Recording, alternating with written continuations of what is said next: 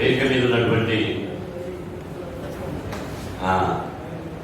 మిత్రులు, ఇక్కడికి వచ్చినటువంటి విద్యార్థి సోదరులు అందరికీ సామాజిక ఉద్యమం అన్న దాసరామన్న అంశం మీద కంటే ఎక్కువ ట్రైనింగ్ క్లాస్ లెక్క అయిపోయింది. శిక్షణ తరగతులు ఇంకా గంట అయినా మాట్లాడగలుగుతాడు. ఆ సబ్జెక్ట్ అతని దగ్గర ఉన్నది. ఎందుకంటే వాస్తవాలు మాట్లాడేటప్పుడు ఎంత సమయం తీసుకుంటామో మనకే తెలియదు. వాస్తవాలు మాట్లాడడం జరిగింది. నేను ఎక్కువ అంశాలు మాట్లాడకుండా మన సబ్జెక్టుకే పరిమితమే మాట్లాడతాను. ఈరోజు ఉస్మానియా యూనివర్సిటీలో మన న్యాయమైన డిమాండ్ కోసం ఈరోజు సమావేశం ఏర్పాటు చేసుకోవడం జరిగింది. నాకు తెలిసి నేను 25 సంవత్సరాలుగా ఉద్యమంలో ఉన్నా.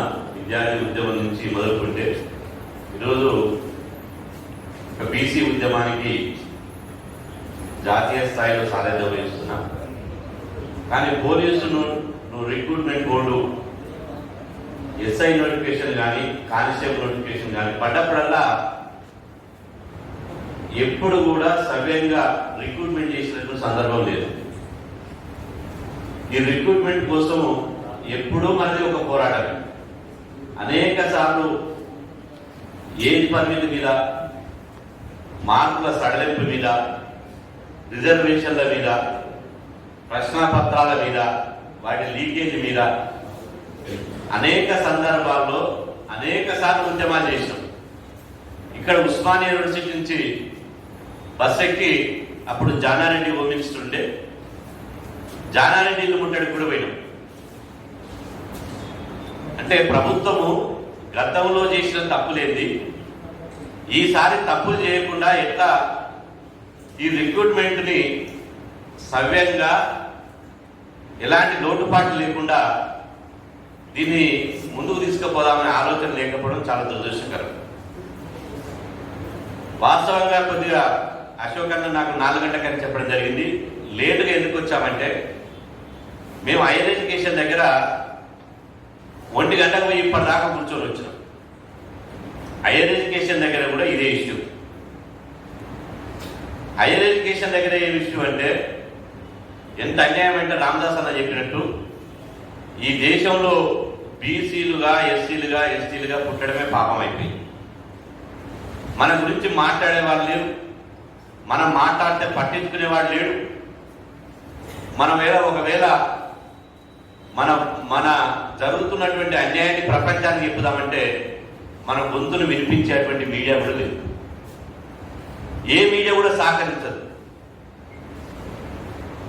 అగ్రవర్ణాలకు సంబంధించినటువంటి, అగ్రకులాలకు సంబంధించినటువంటి వార్తలు ప్రధాన శీర్షికలో ఫ్రంట్ పేజీలో తాటికాయంత అక్షరాలు వస్తాయి. ఇవాళ మన ఎస్ఐ కానిస్టేబుల్, ఈ ఎస్ఐ రిక్రూట్మెంట్ బోర్డు లోపల జరుగుతున్నటువంటి ఈ మన ఆందోళనను, ఈ ప్రిలిమ్స్ లో జరుగుతున్నటువంటి ఈ ఓసీలకు తగ్గించినటువంటి మార్కులను ఏ పేపర్ అయినా ఫ్రంట్ పేజీలో రాసిందా? ఏ టీవీలైనా బ్రేకింగ్ పెట్టిందా?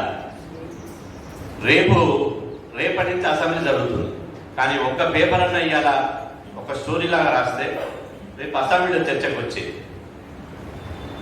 నేను ఇంతకుముందు చెప్పినట్టు హైయర్ ఎడ్యుకేషన్ దగ్గర ఎందుకున్నామంటే ఇప్పుడు ఇంజనీరింగ్ కౌన్సిలింగ్ జరుగుతుంది, ఇంజనీరింగ్ ఎంసెట్ కౌన్సిలింగ్ జరుగుతుంది. ఎంసెట్ నోటిఫికేషన్ వచ్చింది. ఎంసెట్ నోటిఫికేషన్ వచ్చిన తర్వాత ఇప్పుడు హైయర్ ఎడ్యుకేషన్ సంబంధించినటువంటి అధికారులు, టెక్నికల్ ఎడ్యుకేషన్ సంబంధించిన అధికారులు అందరూ కుమ్మక్కై బీసీ, ఎస్సీ, ఎస్టీ సీట్లను ఓసీలకు ఎంసెట్లో మంచి కాలేజీల సీట్లు అలాట్ చేయడానికి సిద్ధమైపోయింది.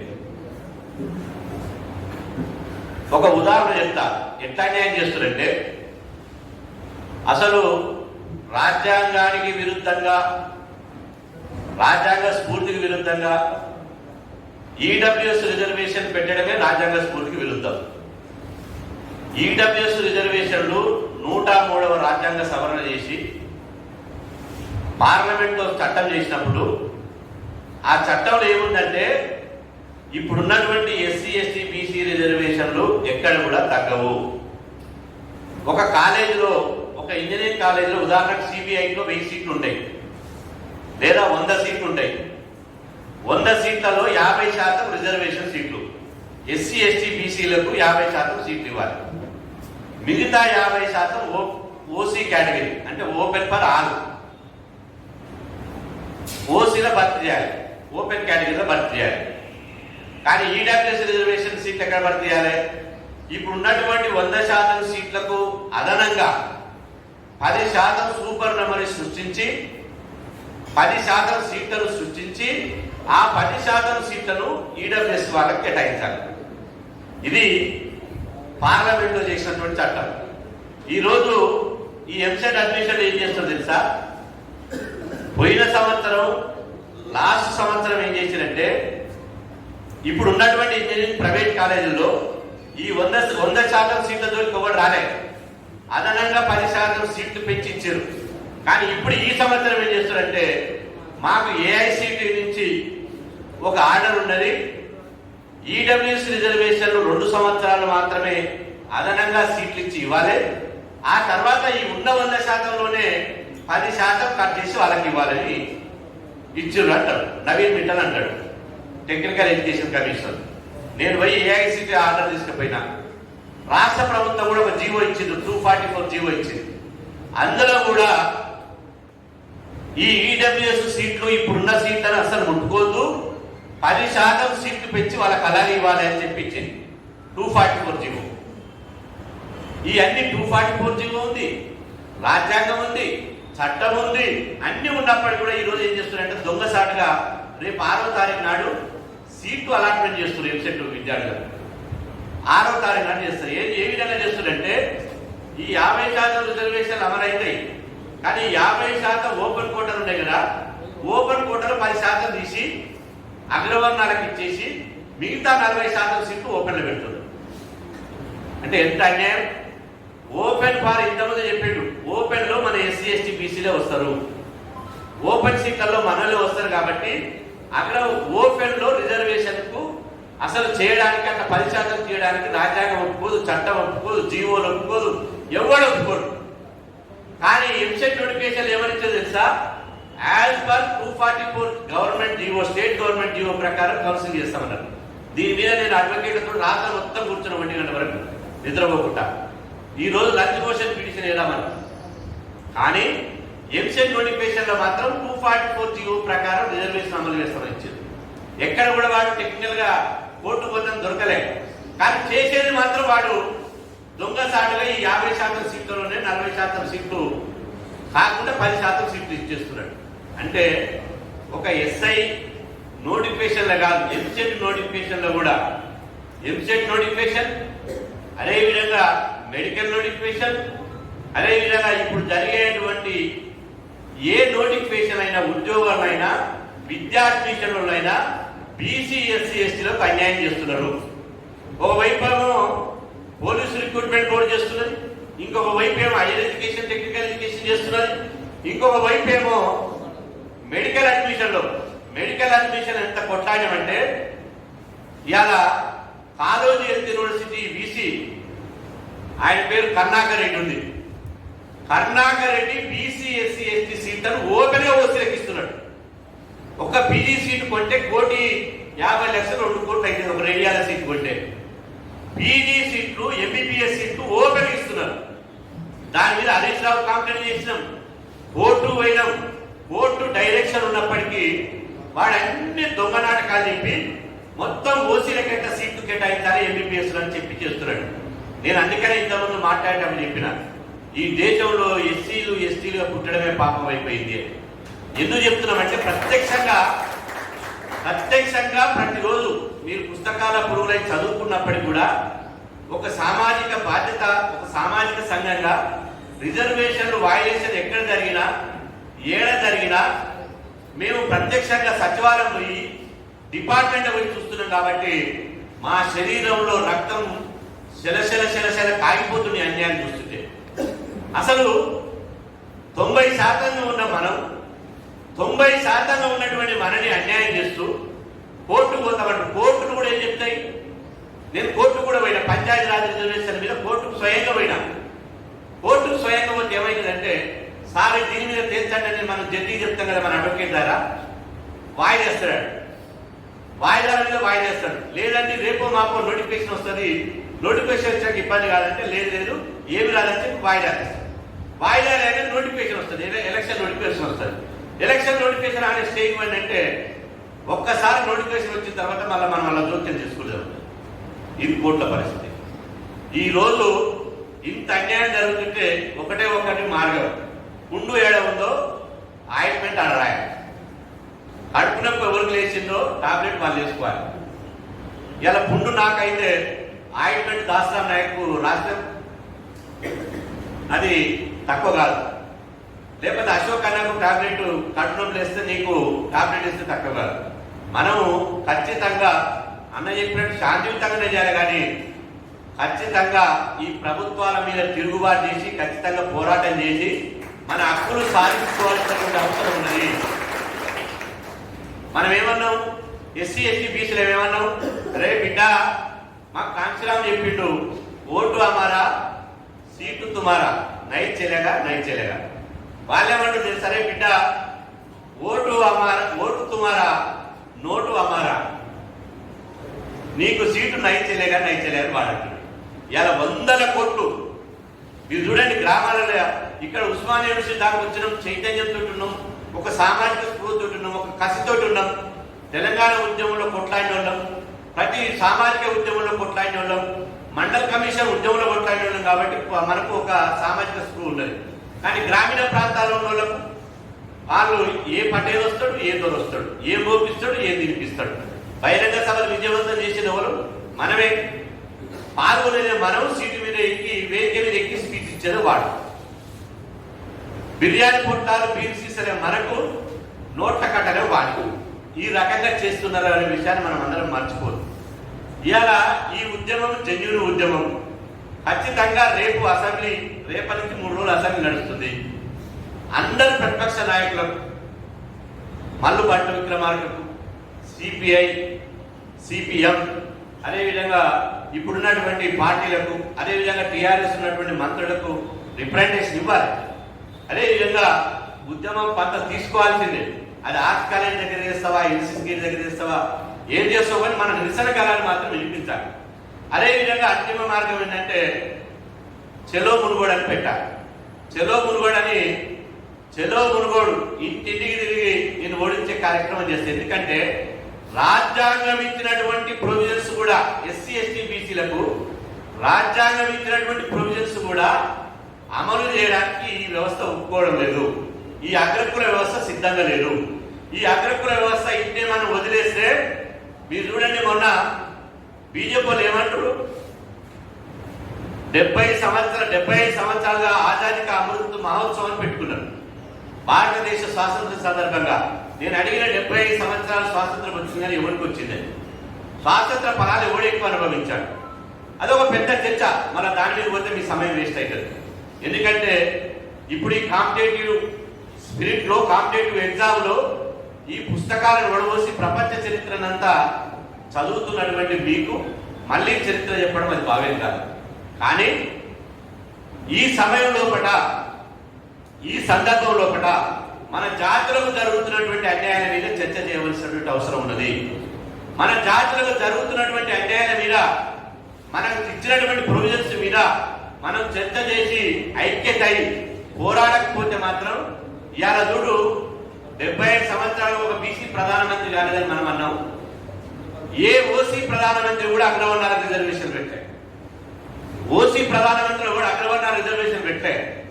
ఇవాళ బీసీ ప్రధానమంత్రి వచ్చి అగ్రవర్ణాలకు రాజ్యాంగ స్ఫూర్తికి విరుద్ధంగా, రాజ్యాంగ కాన్సెప్ట్ విరుద్ధంగా రిజర్వేషన్ పెట్టాడు. పెట్టి బీజేపీ నాయకులు పిలవంటున్నారు. ఇవాళ సామాజిక రిజర్వేషన్ కాదు ఈ దేశంలో అమలు కావాల్సింది, పేదరికం ప్రకారం ఈ రిజర్వేషన్ అమలు కావాలి. పేదరికం ప్రకారం రిజర్వేషన్ అమలైతే ఈ దేశంలో ఎస్సీ ఎస్టీ బీసీలకు ఒక్కడు కూడా రిజర్వేషన్ లభించదు. ఒక్కరు కూడా బీసీ ఎస్సీ ఎస్టీ రిజర్వేషన్ ఫలితాలు అనుభవించం. ఎందుకంటే పేదరికం ఆధారంగా ఎవరు నిర్ధారించాలి? రెవెన్యూ సర్టిఫికేట్ ఇవ్వాలి. ఆయన ఫలానా ఆయన 5 లక్షల ఆదాయం సంవత్సరానికి 3 లక్షల ఆదాయం. బెంజి కార్లో పోయేటోడు లంచాలు ఇచ్చి 4 కోట్ల ఆదాయం ఉన్నోడు 4 లక్షల నోట్స్ సర్టిఫికేట్ తెచ్చుకుంటాడు. మనకు సైకిల్ ఉన్నా టీవీ ఉన్నా మనం ఏదైనా తిరిగినా మనకు 5 లక్షల ఎంఆర్ఓ సర్టిఫికేట్ ఇస్తాడు, మనకు ఆదాయం రాదు. అయినా ఇది రిజర్వేషన్ అనేది సామాజిక న్యాయం కోసం, సామాజిక హోదా కోసం, సమానత్వం కోసం ఇవాళ రిజర్వేషన్ పెట్టింది తప్ప పేదరికం ఆధారంగా పేదల్ని డెవలప్ చేయడానికి రిజర్వేషన్ పెట్టలేదు. ఇవాళ పేదల్ని డెవలప్ అగ్రవర్ణాలు ఉన్నటువంటి పేదల్ని రైతు బంధు ఇస్తున్నావు కదా, అగ్రవర్ణాలు ఉన్నలకు మనం వ్యతిరేకిస్తున్నామా? రేషన్ కార్డు ఇస్తున్నావు కదా, అగ్రవర్ణాలకు మనం వ్యతిరేకిస్తున్నామా? ఇప్పుడున్నటువంటి సంక్షేమ పథకాలు ఈవెన్ బీసీలలో ఈబీసీ పేరు మీద ఫీజుల రియంబర్స్మెంట్ ఇస్తున్నావు కదా, మేము వ్యతిరేకించినమా? అరే ఆడు కూడా పేదవాడుంటే బతకాలని చెప్పినాం. కానీ రిజర్వేషన్లు అట్ట కాదు. సాంఘిక అసమానతను తొలగించి, సామాజిక వివక్షతను తొలగించి ఇవాళ సమానత్వం సాధించడానికి ఇవాళ రిజర్వేషన్ పెట్టారు. ఈ మూల సిద్ధాంతాన్ని మర్చిపోయి ఇవాళ పేదరికం ఆధారంగా రిజర్వేషన్ పెట్టారంటే రేపు భవిష్యత్తులో ఎవ్వరు కూడా ఈ యూనివర్సిటీలోకి వచ్చి చదువుకోం, ఈ ఎస్ఐ కానిస్టేబుల్ ఉద్యోగాలు చేయం, మళ్ళీ అయ్యే చేసిన వృత్తి గొర్రెలు రాయాలి, తాళ్ళు ఎక్కాలి, కుండలు చేయాలి, బట్టలు కుట్టాలి, చెప్పులు కుట్టాలి, కొండలు ఉండాలి, కోనలు ఉండాలి, మళ్ళీ కులవృత్తుల్లో మగ్గిపోవాలి తప్ప మనకు భవిష్యత్తు ఏదైనా విషయాన్ని మర్చిపోదు. కాబట్టి ఈ విషయం మీద మీరు ఎలాంటి నిర్ణయం తీసుకున్నా యావత్తు బీసీ సమాజం మీకు అండగా ఉంటుంది, సంపూర్ణ మద్దతు ఉంటుంది. మీ ఉద్యమంలో మేము కూడా మమేకమవుతాం. ఇవాళ అందరికీ ఒకటే ఇచ్చి ఓసీలకు ఒకటే, బీసీలకు ఒకటే, ఎస్సీలకు ఒకటే ఇస్తే ఎట్లయితుందని మేము అడుగుతున్నాం. ఏ విధంగా అవుతుందని మేము అడుగుతున్నాం. ఇవాళ రిజర్వేషన్ వ్యతిరేకించారు కదా, వీళ్ళు ఈ దొంగలంతా పోయి అమెరికా పోతే అక్కడ కూడా ఈ నల్లోడు అని చెప్పి వాళ్ళు కూడా వివక్షత చేస్తారు కదా. ఇవాళ బస్సులలో కూడా రిజర్వేషన్ ఉంటుంది కదా, నువ్వు ఎక్కడైనా పోతే ట్రైన్లో కూడా రిజర్వేషన్ చేసుకుంటావు కదా, రిజర్వేషన్ అంత చురుకన అవుతుందా? కాబట్టి మన రిజర్వేషన్ వర్గాలకు ఉన్నటువంటి గతంలో ఏమైతే ప్రొవిజన్స్ మనకు ఉన్నాయో ఆ ప్రొవిజన్స్ మనకు ఉండాలి. ఇవాళ మనమే కాదు, చాలా మంది మన మనసులు అనుకోవచ్చు, అరే ఓసీలతో మనకు తక్కువ 40, ఓసీలకు 60 మార్కులు పెట్టిన మనం కూడా వెళ్దామంటే, కానీ భవిష్యత్ తరాలకు మనం పోరాడకపోతే నష్టం చేసిన వాళ్ళు అవుతాం. రేపు ఈ డబ్బా ఈ నోటిఫికేషన్ 60 మార్కులు ఉంటే ఇక మళ్ళీ ప్రతి నోటిఫికేషన్ లో యాక్టివ్ చేస్తారు. మనం ప్రొవిజన్స్ కోల్పోతాం. ఈ ప్రొవిజన్స్ అనేది ఎవరు దయాదాక్షిణ్యంతో కాదు, ఇది మన హక్కు అని చెప్పి ఈ సందర్భంగా తెలియజేస్తున్నా. మన అంబేద్కర్ గారు చెప్పారు, హక్కులు అడుక్కుంటే రావు, హక్కులు అడుక్కుంటే రావు, హక్కులు పోరాడితేనే వస్తాయని చెప్పి అంబేద్కర్ గారు చెప్పారు. అంబేద్కర్ గారి స్ఫూర్తితోటి దీని మీద మనం అందరం పోరాటం చేయాలి, మన హక్కులు సాధించుకోవాలి. దానికి మేము బీసీ సంక్షేమ సంఘంగా సంపూర్ణ మద్దతు ఉంటుందని చెప్పి సందర్భంగా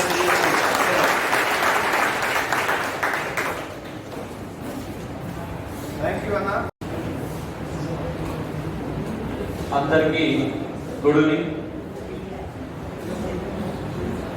అసలు వీడికి వచ్చిన ఉద్దేశం ఏంటి అన్న కాన్సెప్ట్తో మీరు బాగా ఎదురు చూస్తూ ఉన్నారు.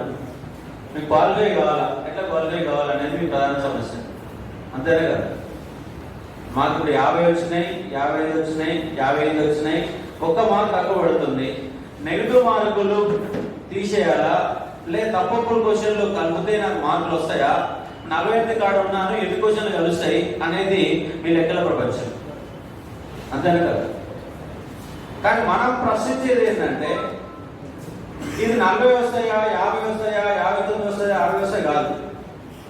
నువ్వు ఎందుకు తగ్గించుకున్నా మార్కులు ప్రశ్న 80 మార్కులున్న మార్కులు అట్లనే ఉంచుకుంటే అయిపోయింది కదా. నువ్వు కొత్త కొత్త నిబంధనలు ఎందుకు పెట్టినావు, ఎవరి కోసం పెట్టిన నిబంధనలు అంటే పోలీసులు చెప్పే సమాధానం ఏమిటంటే నెగటివ్ మార్కులు కనుక పెట్టకపోతే ఎస్సీ ఎస్టీలు ఏదో ఒకటి పెట్టేస్తున్నారు, క్వాలిఫై అవుతున్నారు, గ్రౌండ్ లో వాళ్ళ సత్తా చూపిస్తున్నారు.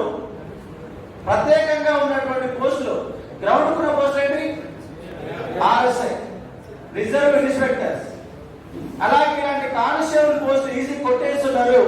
వీళ్ళందరినీ అడ్డుకోవాలంటే మనం ఏం చేయాలా, అది వాళ్ళు కుట్ర. వాళ్ళు వేసే కుట్ర ఏంటంటే ఆర్ఎస్ఐలో స్పెషల్ రిజర్వ్ కానిస్టేబుల్ పోస్టుల్లో ఎస్సీ ఎస్టీలు బీసీలు రాకుండా ఉండాలంటే వీళ్ళని ఫిలిమ్స్ లోనే ఆపేయాలా, అది కుట్ర. అందుకే వాళ్ళేమో మరి నువ్వు ఓసీలు ఏమంటారు, మాకు బాగా చదువు వస్తుంది. అరే నీకు 30 మార్కులు రావు, రాకపోతే 60 మార్కులు రాకపోతే నువ్వు ఏ ఉద్యోగం చేస్తావు? క్వశ్చన్ చేస్తున్నాడు, అవునా? మరి నీకు 80 రాకపోతే నువ్వేం ఉద్ధరిస్తావు? నీకు 80 శాతం కాదని 60 తగ్గించుకుంది, అవునా కదా చెప్పండి. ఇప్పుడు నీకు 80 శాతం కాదు, నేను ఓసీని, నీ గవర్నమెంట్ వాళ్ళు కాన్వెంట్ స్కూల్లో చదువుకున్నా, నేను గొప్ప, నాకు డబ్బులు ఉన్నాయి, అన్నీ ఉన్నా, అయినా కూడా నీ శాత కాదని ఒప్పుకొని 60 మార్కులు తగ్గించుకున్నావు. మరి నీకే శాత కాకపోతే గవర్నమెంట్ వల్ల చదువుకున్న మనము, ఊళ్ళకి వెళ్ళి వచ్చిన మనము ఎట్లా పాస్ అవుతాం? నువ్వు 1,00,000 కండిషన్ పెడితే, తప్పులు ఇస్తేవి, నీకు 200 క్వశ్చన్ల పేపర్ తయారు చేసి శాత కాదు, 200 క్వశ్చన్లు 20 క్వశ్చన్ తప్పవుతాయా? అది ఏ రిక్రూట్మెంట్ బోర్డు అది? అంటే ఎంత నెగ్లిజెన్స్ అండి వాళ్ళలో. 200 క్వశ్చన్ పేపర్లో 20 క్వశ్చన్లు తప్పిస్తే అది క్వశ్చన్ పేపరా ఇంకేమన్నా? కాబట్టి నేను ఏం డిమాండ్ చేస్తున్నంటే, ఫస్ట్ పోలీస్ డిపార్ట్మెంట్ హెడ్గా ఉన్న శ్రీనివాసరావు రాజీనామా చేయాలి.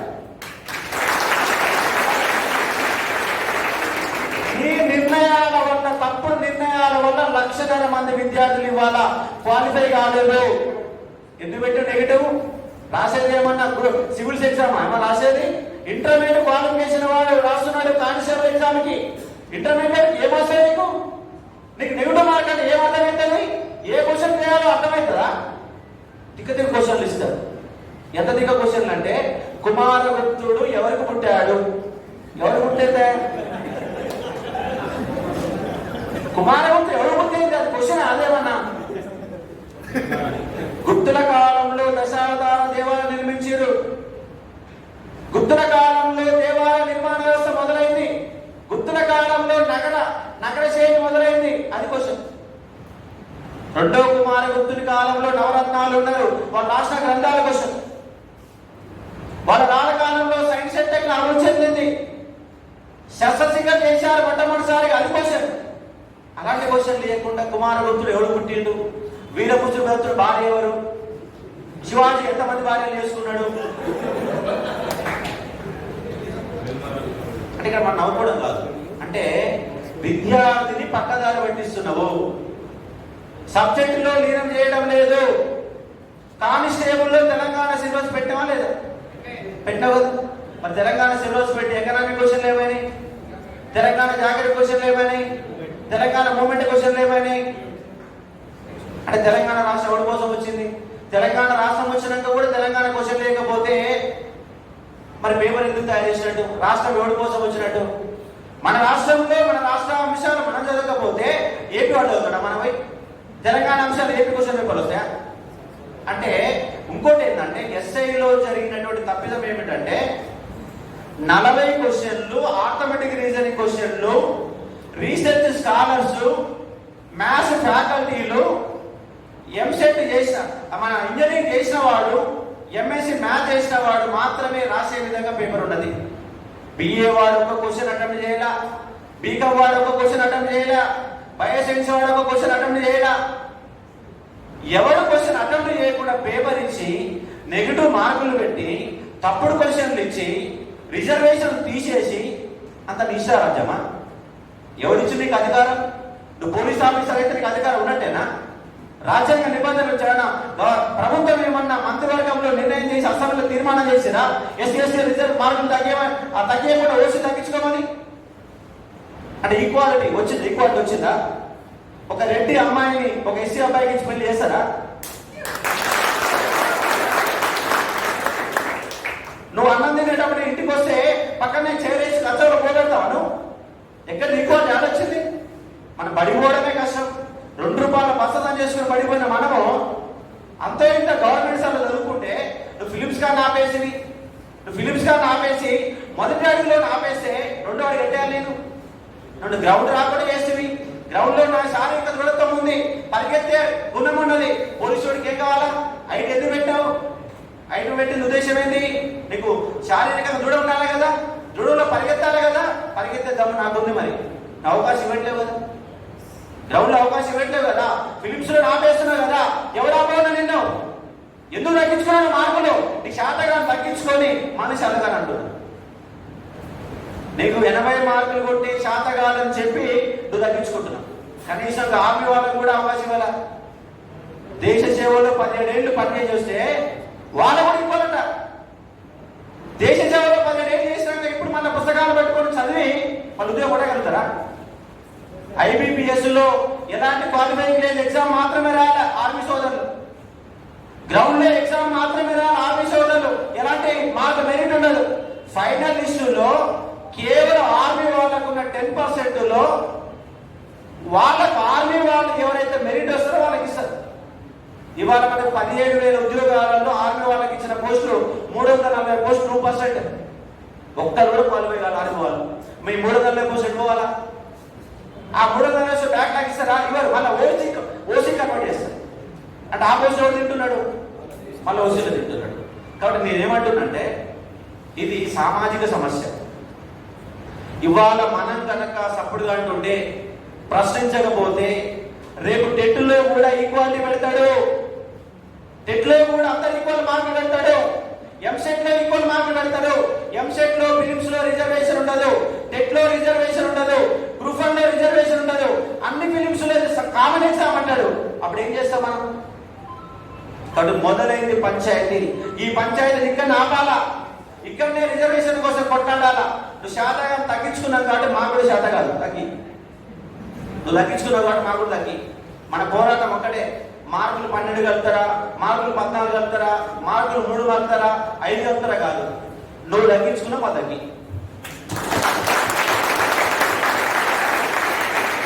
నువ్వు తగ్గించుకున్నా మాకు తగ్గి. కాబట్టి మన యొక్క డిమాండ్ ఏంటంటే 80 మార్కులకి ఏ విధంగా అయితే 60 మార్కులు చేసిరా ఓసీ అభ్యర్థులకి, బీసీ అభ్యర్థులకు కూడా 50 మార్కులు చేయాలా, SC ST అభ్యర్థులకు కూడా 40 మార్కులు చేయాలా.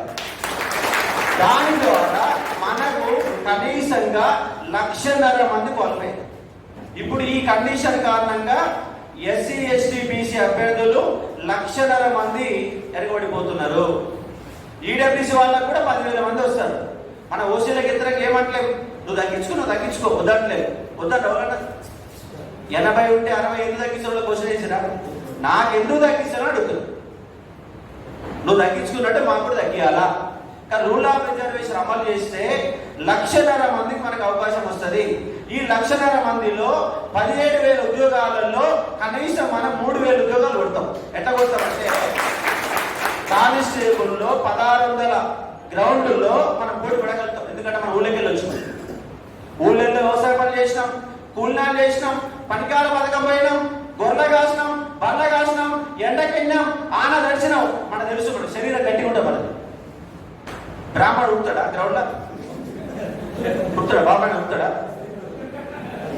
ఉడకాడు కదా. మనం ఉడకగలుగుతాం. కానీ నేనేమంటున్నంటే ఫిలిమ్స్ లో మాకు ఆగం చేయకండి. మాకు RSI ఉద్యోగాలు కొనుక్కుంటాం, స్పెషల్ రిజర్వ్ లో ఉన్నటువంటి కానిస్టేబుల్ ఉద్యోగాలు కొనుక్కుంటాం. దానికి ఏమో మెదడు కావాలి ఏమన్నా? అసలు పోలీసులు మెదడు ఉంటారా? ఫస్ట్ ఆఫ్ ఆల్ ఇలా పోలీసులు ఏం డ్యూటీ చేస్తున్నారు?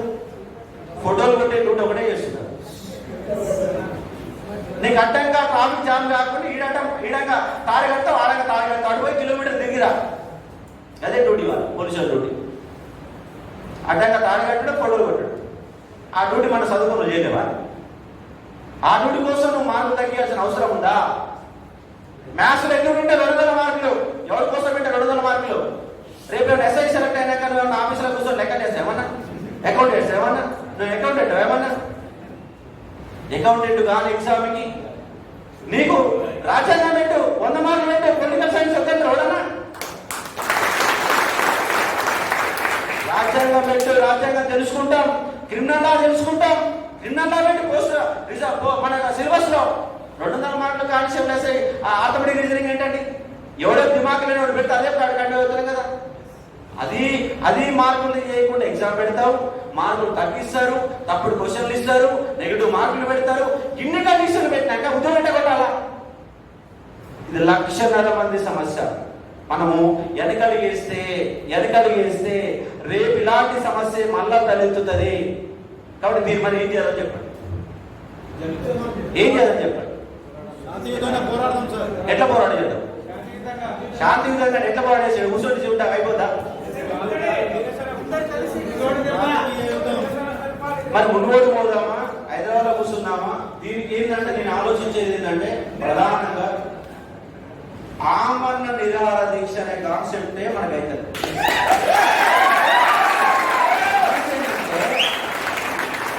సమస్య ఏంటంటే ఇప్పుడు నీకు 61 వచ్చిన అనుకో, నువ్వు ఉండవు. నీకు 61 వచ్చి నేను ఉండవు కదా. ఎందుకుంటావు అంటే నేను క్వాలిఫై నా పని అయిపోయింది, గ్రౌండ్ ముక్తావు. మరి మెయిన్ సెలెక్ట్ అవుతావా? మరి నేనేమంటున్నా, మీరు కష్టపడండి, దీనికోసం ఫైట్ చేద్దాం. First reservation సాధించుకుందాం. 60, 50, 40 అమలు చేసి తీరాలి. అవసరమైతే ఇక్కడ నిరాకరణ చేద్దామా, మునుగోలు నిరాకరణ చేద్దాం. మొత్తం అదే మన టార్గెట్. ఎందుకంటే ఫైట్ చేయాలంటే 1,00,000 మంది రారు. వచ్చినా మీ ఎస్ఐపిసి వాళ్ళని కంట్రోల్ చేయడం కష్టం. మొన్న ప్రశాంత ఉద్యమం చేసినాం. మనోడు శ్రీనివాస్ ఒక్కసారి ఆవేశం కూడేది. ఫలితం ఏంది? నా పైన కేసేయింది, చౌడి సార్ పైన కేసేయింది, ఆయన పైన కేసేయింది. మన ఉద్దేశాన్ని కోల్పడితే ఏం రాదు, వస్తుందా? మహాత్మా గాంధీ అహింసా రూపంలో స్వాతంత్రం తెచ్చినా లేదు. కేసీఆర్ కూడా విద్యార్థులని దాంట్లో రానియాల. ఎందుకు రానియాలంటే విధ్వంసం జరుగుతుంది. మన కాలంలో ఆలోచన కాదు, ఆవేశం మనకి రాదు, ఆలోచన చేయాలి. ఏమంటున్నా, మన గ్రౌండ్ ఆవేశం ఎక్కడ? గ్రౌండ్ లో పరిగెడదాం, చదువుకోవడ పరిగెడదాం, అక్కడ ఆవేశం చూపుతాం. అటు ప్రశాంతంగా శాంతియుతంగా దీన్ని మనం సాధించుకోవాలా. 1,00,000 మంది న్యాయం జరుగుతాడు, నేను గ్యారంటీ ఇస్తాం. 1,00,000 మందికి న్యాయం జరగాలంటే మనము శాంతియుతంగా ప్రయత్నం చేద్దాం. ఇక్కడ పోలీసుల వ్యతిరేకం కాదు, మనం గవర్నమెంట్ వ్యతిరేకం కాదు, మనం మా రిజర్వేషన్ మాకు ఇవ్వండి. నీకు 60 కూడా రాకపోతే ఏం చేస్తామంటున్నావు? మరి శాతగా నడుపుకున్నా కదా, 80 రాలే కదా నీకు. మరి నిన్ను ఎవరు లెక్కించుకోమన్నాడు? 80 అట్లా వస్తే పంచాయతీ అయిపోయింది కదా. 80 ఉంచుకుంటే నేను ఎవరు అడిగేటోడు అయ్యా మీటింగ్ పెట్టుకుంటానమ్మా. తగ్గించే అధికారం మీకు లేదు. ఒకవేళ తగ్గించే అధికారం నీకుంటే బీసీలకు కూడా తగ్గియండి, ఎస్సీ ఎస్టీలకు కూడా తగ్గియండి. నీకు తగ్గించే అధికారం అంటే తగ్గి, లేకపోతే పాత నిబంధనలు అమలు 2018లో నోటిఫికేషన్ ఏమిచ్చినావో అట్లా ఇష్టానుసారం పదార్థాలు పెడతారు, ఇష్టానుసారం నెగిటివ్ మార్కులు పెడతారు. నెగిటివ్ మార్కులు పెట్టామన్నాడు. స్టాండర్డ్ ఏంటి? ఎస్ఐలో మరి మెయిన్స్ ఎందుకు పెట్టా? మెయిన్స్ ఎందుకు పెట్టా? నువ్వు మెయిన్స్ దాకా నిన్ను ఫిలిమ్స్ కూడా ఆపాలి కదా. నేను ఫిలిమ్స్ కూడా ఆపాలా, మెయిన్స్ ఆపడం కాదు. మెయిన్స్ లో మనం ఆర్ఎస్ఐలో కొడితే ఉద్యోగాలు, ఆర్ఎస్ఐలు ఎవరు కొడితే తెలుసా? ఊళ్ళకి వెళ్ళి వచ్చినోడే ఆర్ఎస్ఐ ఉద్యోగాలు పెడుతున్నాడు. ఎందుకంటే గ్రౌండ్ మీద, మెరిట్ మీద ఆధారపడింది. నిన్ను గ్రౌండ్ రాకుండా ఆడుతున్నాడు. ఇవాళ జరిగింది అది. అర్థమవుతుంది మీకు? అసలు స్పెషల్ రిజర్వ్ కానిస్టేబుల్ లో రాకుండా అడ్డుకుంటున్నారు. నెగటివ్ మార్కులు పెట్టే ఉద్దేశం, అందరు ఈక్వల్ పెట్టే ఉద్దేశం ఏంటంటే ఎస్సీ ఎస్టీలు ఒట్టి ఏదో ఒకటి పెడుతున్నారట. 200 మార్కులలో ఏదో ఒక ఆప్షన్ తీసుకుంటే 40 వస్తాయా? నీకు ఎట్లా 30-40 తెలుస్తాయి. పెడతావు, క్వాలిఫై అవుతున్నారు, గ్రౌండ్ లో ఉడుకుతున్నారు, వచ్చి ఉద్యోగాలు కొడుతున్నారు. మరి ఓసీలను ఎక్కువ మంది రావాలంటే ఇది తగ్గియాలా? ఇది కుట్రపూరితంగా ఒట్టిగా జరగాల. నాకు తెలిసి గవర్నమెంట్ తెలియదు, ఇది గవర్నమెంట్ తెలియదు. పోలీస్ డిపార్ట్మెంట్ చేసిన కుట్ర. శ్రీనివాసరావు అనే వ్యక్తి ఒక వెలమ కులానికి సంబంధించిన వ్యక్తి. డీజీపీ అనే వ్యక్తి ఒక రెడ్డి కులానికి సంబంధించిన వ్యక్తి. ఐఎన్ ఆఫీసర్లు ఎక్కువ మంది ఎవరున్నారు? నేను ఇక్కడ సిఏ సార్ అన్నాడు. సార్ కూడా నాయకే. నేను చేసేది ఏం లేదు సార్, పైన చెప్పి నేను చేస్తున్నా. పైన చెప్తాను నేను చేస్తున్నా. పైన ఎవడున్నాడు? ఉన్నత వాళ్ళు ఉన్నారు. కాబట్టి మనం న్యాయం చేయాలంటే ఒకటే నేను అనుకుంటున్నా. ఇప్పుడున్న పరిస్థితులలో మనం 50,000 మంది లాక్కోసమా? భయం. ఫస్ట్ మనకేంటంటే ఆమె ఏడకేసి పెడతాడు, భయం. ఎందుకంటే సిటీ సెంటర్ లైబ్రరీలో అరే నాయన నోటిఫికేషన్ లేట్లేరా బాబు, ధర్నా చేద్దామంటే చుట్టూ 3,000 మంది ఉన్నారు. ఒక్కడన్నా వేదిక దగ్గర రాడు. ఎందుకంటే 10 మంది పోలీసులు ఉన్నారు. పోలీసులలో భయపెట్టకండి దయచేసి. పోలీసుల్లో చేస్తే దండం పెడుతున్నా. ఎందుకంటే భయపెట్టడం కాదు మీ డ్యూటీ, భయపెట్టడం కాదు డ్యూటీ. సరే తప్పు చేస్తే వేయండి. మరి ఇక్కడ 2 సభ పెడితే మమ్మల్ని కేసు పెట్టింది. మరి మరి కేసీఆర్ సభలో ఎంతో మంది పెట్రోల్ పోసుకున్నా అంత కేసు పెట్టినావా?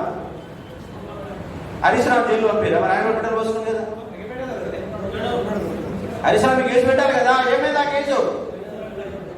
ఎటుపోయింది ఆ కేసు? కాబట్టి మనం శాంతియుతంగా చేద్దాం. సరే మనం సక్సెస్ అయినాక ఆ కేసు అంతా చూద్దాం. మనం ఫస్ట్ సక్సెస్ కావాలి. మన కేసు అంతా పక్కన సక్సెస్ అయినాక అప్పుడు చెప్తా.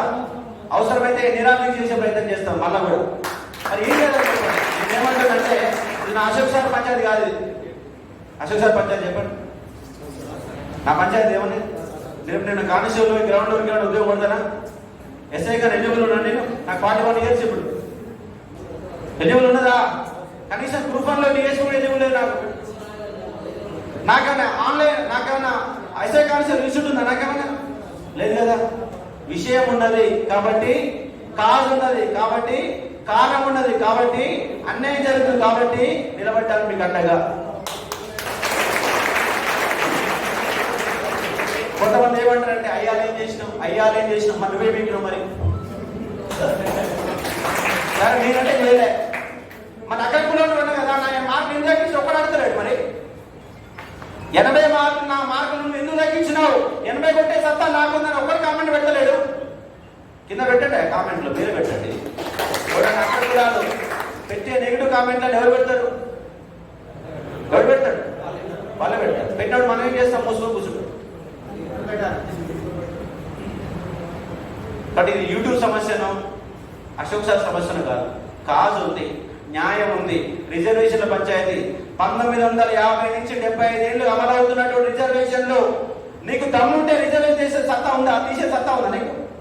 ఉన్నదా? తొలగి సత్తా ఉందా? గెలుస్తావు మళ్ళా తీసి? రిజర్వేషన్ తీసి గెలిచి సత్తా ఉందా? మరి శాతాన్ని తీసే, మొత్తం తీసే. ఎస్ఐ కానిస్టేబుల్లో మీరు రిజర్వేషన్ పాటించడం లేదు, మొత్తం తీసే. మరి ఫిలిమ్స్ లో తీసేయడం, మెయిన్స్ లో పెట్టడం, ఫిలిమ్స్ నెగిటివ్ పెట్టడం, మెయిన్స్ లో తీసేయడం ఉంటే కూడా నెగిటివ్ మార్కులు ఫిలిమ్స్ లో పెడతారా మెయిన్స్ లో పెడతారా? మెయిన్స్ లో పెట్టాలి. ఎందుకంటే మెయిన్స్ అసలు పరీక్ష మెయిన్స్ కదా. అసలు పరీక్షలో నెగిటివ్ పెట్టావు, పిలువని నెగిటివ్ పెడతావు. అంటే నీ గ్రౌండ్ లో నిర్వహించే శాత కదా మీకు. పోలీస్ డిపార్ట్మెంట్ కాడ సిబ్బంది లేరా? గ్రౌండ్ లేవా? రాష్ట్ర వ్యాప్తంగా గ్రౌండ్ ఉన్నాయి కదా. ఏ జిల్లా వాళ్ళు గ్రౌండ్ పెడుతున్నారు కదా. వారం రోజులు మీరు ఎక్కువ కష్టపడడానికి ఇష్టం లేక తగ్గిస్తున్నారు. అసలు ఫిలిమ్స్ ఎందుకండి? ఇంతకుముందు ఫిలిమ్స్ ఉందా? గ్రౌండ్ ఒకటే ఉంది కదా. ఉన్న గ్రౌండ్ లో ఫిలిమ్స్ పెట్టుకో. మళ్ళా నెగిటివ్ మార్కులు ఏంటి? మళ్ళా ఉన్న మార్కులు తగ్గించడం ఏంటి? మళ్ళా ఇదంతా గందరగోళం. కానీ గందరగోళం తొలగించాలంటే రామన్న నిరాహార దీక్ష ఒక్కటే మన పరిష్కారం. 1000 మందితో ముట్టడి చేయలేమో. ఇలా ఎంతమంది వచ్చింది? ఎవడు రాడు మనకాడ. ఏంటంటే మనకు చైతన్యం లేదు, భయం. చైతన్యం ఉండదు, భయం. ఏమైతే నాకు ఏమైతే చచ్చిపోతారు ఏమన్నా? ఏమైతే చెప్పండి? ఏమి కాదు. అక్కడ ఒకటే పరిగెత్తడమే జీవితం. పరిగెత్తడం అంటే ఆవేశంగా పోయిన మళ్ళీ రాళ్ళు బలపడతాడే కాదు, మళ్ళీ బస్సు బలపడతాడే కాదు. శాంతియుత మార్గంలో, అహింసా మార్గంలో మన పని మనం చేసుకుని వెళ్ళిపోవాలా. ఇంకా వారం రోజుల పాటు కనుక మనం పని చేస్తేనే మీ సక్సెస్ అవుతాం. ఇప్పుడు వారం రోజులు మోలే, మంచి మోలే, అంతేనా? ఇంకొక వారం రోజుల పాటు ఎంతమంది ఎమ్మెల్యే ఇక్కడ ఎమ్మెల్యేలకు ఫోన్ చేసిన చేతులు ఎత్తండి. మరి మిగతా వాళ్ళు ఏం చేయాలా? ఇలా బీసీలకు ఒకసారి చేతులు ఎత్తండి. ఎస్సీలు, ఎస్టీలు, ఓకే. ఇక్కడ మనం ఎస్సీలము, ఎస్టీలము, బీసీలము కాదు, అణగారిన వర్గాల వారు.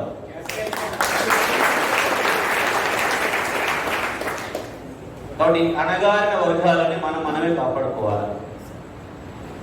నేను ఇన్స్టిట్యూట్ ఇవాళ ఫ్యాకల్టీ బైసికల్ జర్నలిజం చేస్తున్నా. ఒక రోజు ఇట్లనే మీ యొక్క క్లాస్ రూమ్ లోకి నన్ను గెస్ట్ గా పిలిచారు. సార్ మాకు ఇంటే హిస్టరీ పైన అవగాహన కల్పించడం పిలిచారు. పోయి గంట సేపు మాట్లాడినా. అరే ప్రాచీనం ఇది, మధ్యయుగం ఇది, మోడర్న్ ఇది. మోడర్న్ లో ఈ కాన్సెప్ట్ ఉంటుంది, ప్రాచీనం ఇది ఉంటుంది, మధ్యలో ఇది ఉంటుంది. చదవాల్సిందని గంట సేపు క్లాస్ పెడితే, సార్ మీ క్లాస్ బాగుంది, మాకు ఒక గంట టైం ఇవ్వండి అడిగి. అంటే జర్నలిస్ట్ గా పనిచేసుకుంటా రోజు గంట పొద్దుగాల పాఠం చెప్పిన. ఒక ఫ్యాషన్ తో పనిచేసిన. తెలంగాణ ఉద్యమం టీషర్ట్ మాండీలో క్లాస్ చెప్తే 20 గంటల క్లాస్ చెప్తే 130 క్వశ్చన్లు వచ్చినాయి. 130 క్వశ్చన్స్ వచ్చినాయి. నేను పాఠం చెప్పిన గుండె లోతుల్లోకి చెప్తా. నా సబ్జెక్టు పోతుందనో ఇంకోటి కాపీ చేస్తాడనో నేను చెప్పాను. మనస్ఫూర్తిగా పాఠం చెప్తా. ఈ ఉద్యమాన్ని కూడా అన్యాయం జరుగుతుంది కాబట్టి మనస్ఫూర్తిగానే నేను దీంట్లోకి కదిలించాను, మనస్ఫూర్తిగానే పనిచేస్తాను. మీరు కూడా మనస్ఫూర్తిగా పనిచేస్తే సక్సెస్.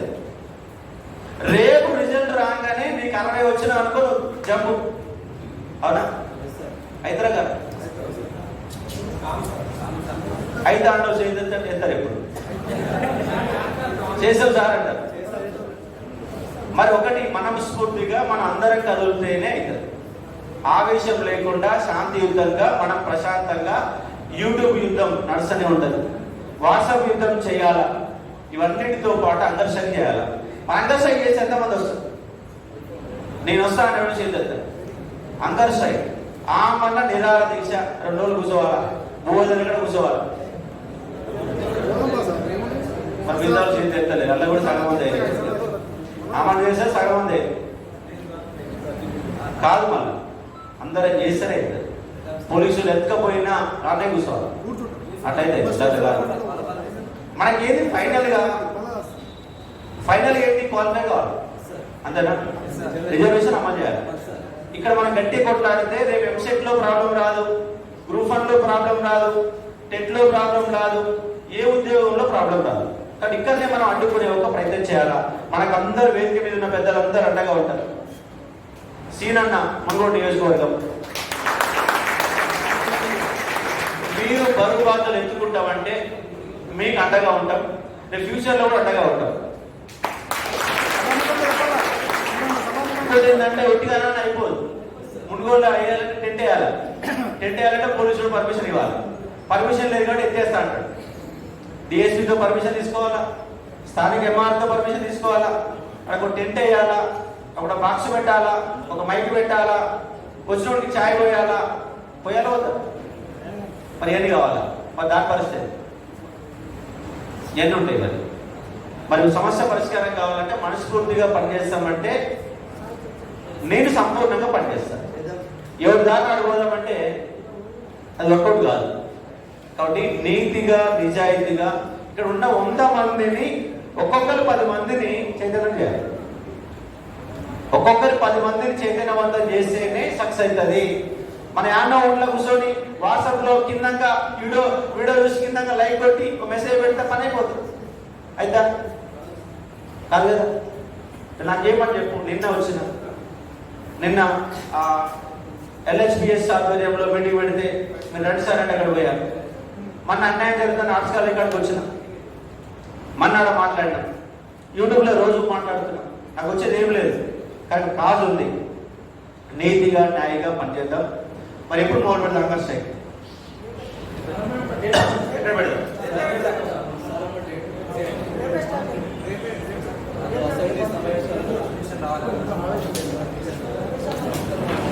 అది పర్మిషన్ ఇస్తారు ఇవ్వరు.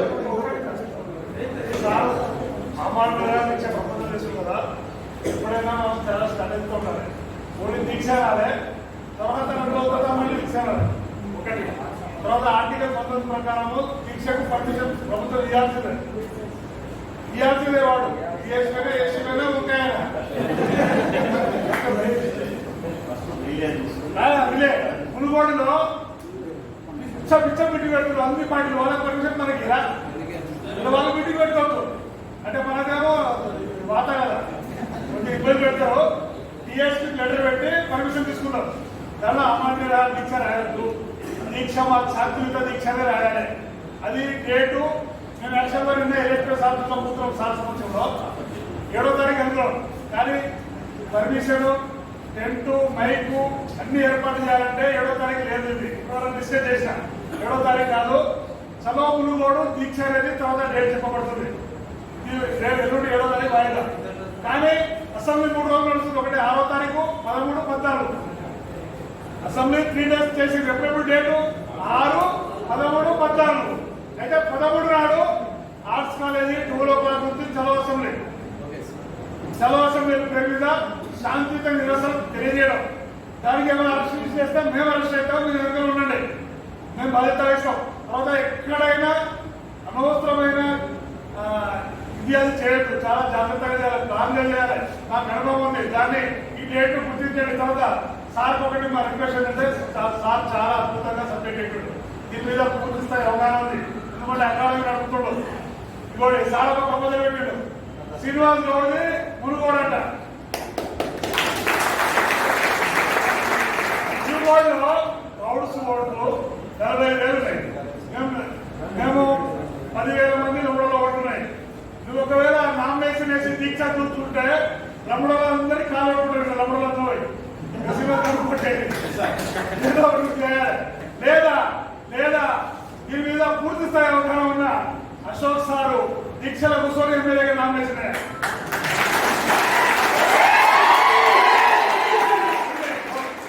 దానికి ఒక 100 మందిని వేసి ఇంకా బలపరచాలి. 100 మంది నామినేషన్ వేయాలి, బలపరచాలి. మా అందరి తరఫున ఒక ప్రతినిధి అని చెప్పాలి. కాబట్టి దీక్ష అమరణ దీక్షని అనౌన్స్ చేయొద్దు. దీక్ష పర్మిషన్ తీసుకున్నాము. మునుగోడు డేటు పర్మిషన్ తీసుకున్నాక టెంట్ ఏర్పాటు మాట్లాడినాక తర్వాత డేట్ చెప్పబడుతుంది. కానీ దీక్షకు నాయకత్వం వచ్చేది అశోక్ సారే. మేమందరం నెక్స్ట్ 13వ తారీఖు అసెంబ్లీ ప్రకటించాలి. ఇంకే పోవాల్సిందే. మేము మా సంఘాలు ఎరుకల హక్కుల పోరాట సమితి, లంబాడి హక్కుల పోరాట సమితి, ఆదివాసీ బీసీ సంఘాలు మేము ఈ 8 రోజులు సోషల్ మీడియా వాట్సాప్ లో ఇస్తున్న ప్రచారం చేస్తాము. మేము మనస్ఫూర్తిగా యుద్ధంగా ఎన్నబడతాం.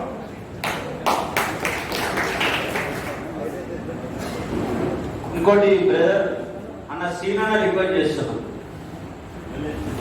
నేనేమంటున్నానంటే అన్న మునుగోడు మనకు లీడర్. ఎందుకంటే ఫ్యాకల్టీ నేను ఒక లెక్చరర్, నేను రాజకీయ నాయకుని కాదు, రాజకీయ నాయకుని కాను, ఫ్యూచర్లో కూడా కాదు. ఒక ఫ్యాకల్టీ కానీ ఒక ఇంటెలెక్చువల్ పర్సన్ కానీ ఉంటారు. అలాంటి ఆ ఎమ్మెల్యేలు మనకు అవసరం లేదు. కాబట్టి కాబోయే మన ఎమ్మెల్యేలుగా కనబడే వేదిక మీద ఉన్న వాళ్ళందరూ బాధ్యత తీసుకోవాలా.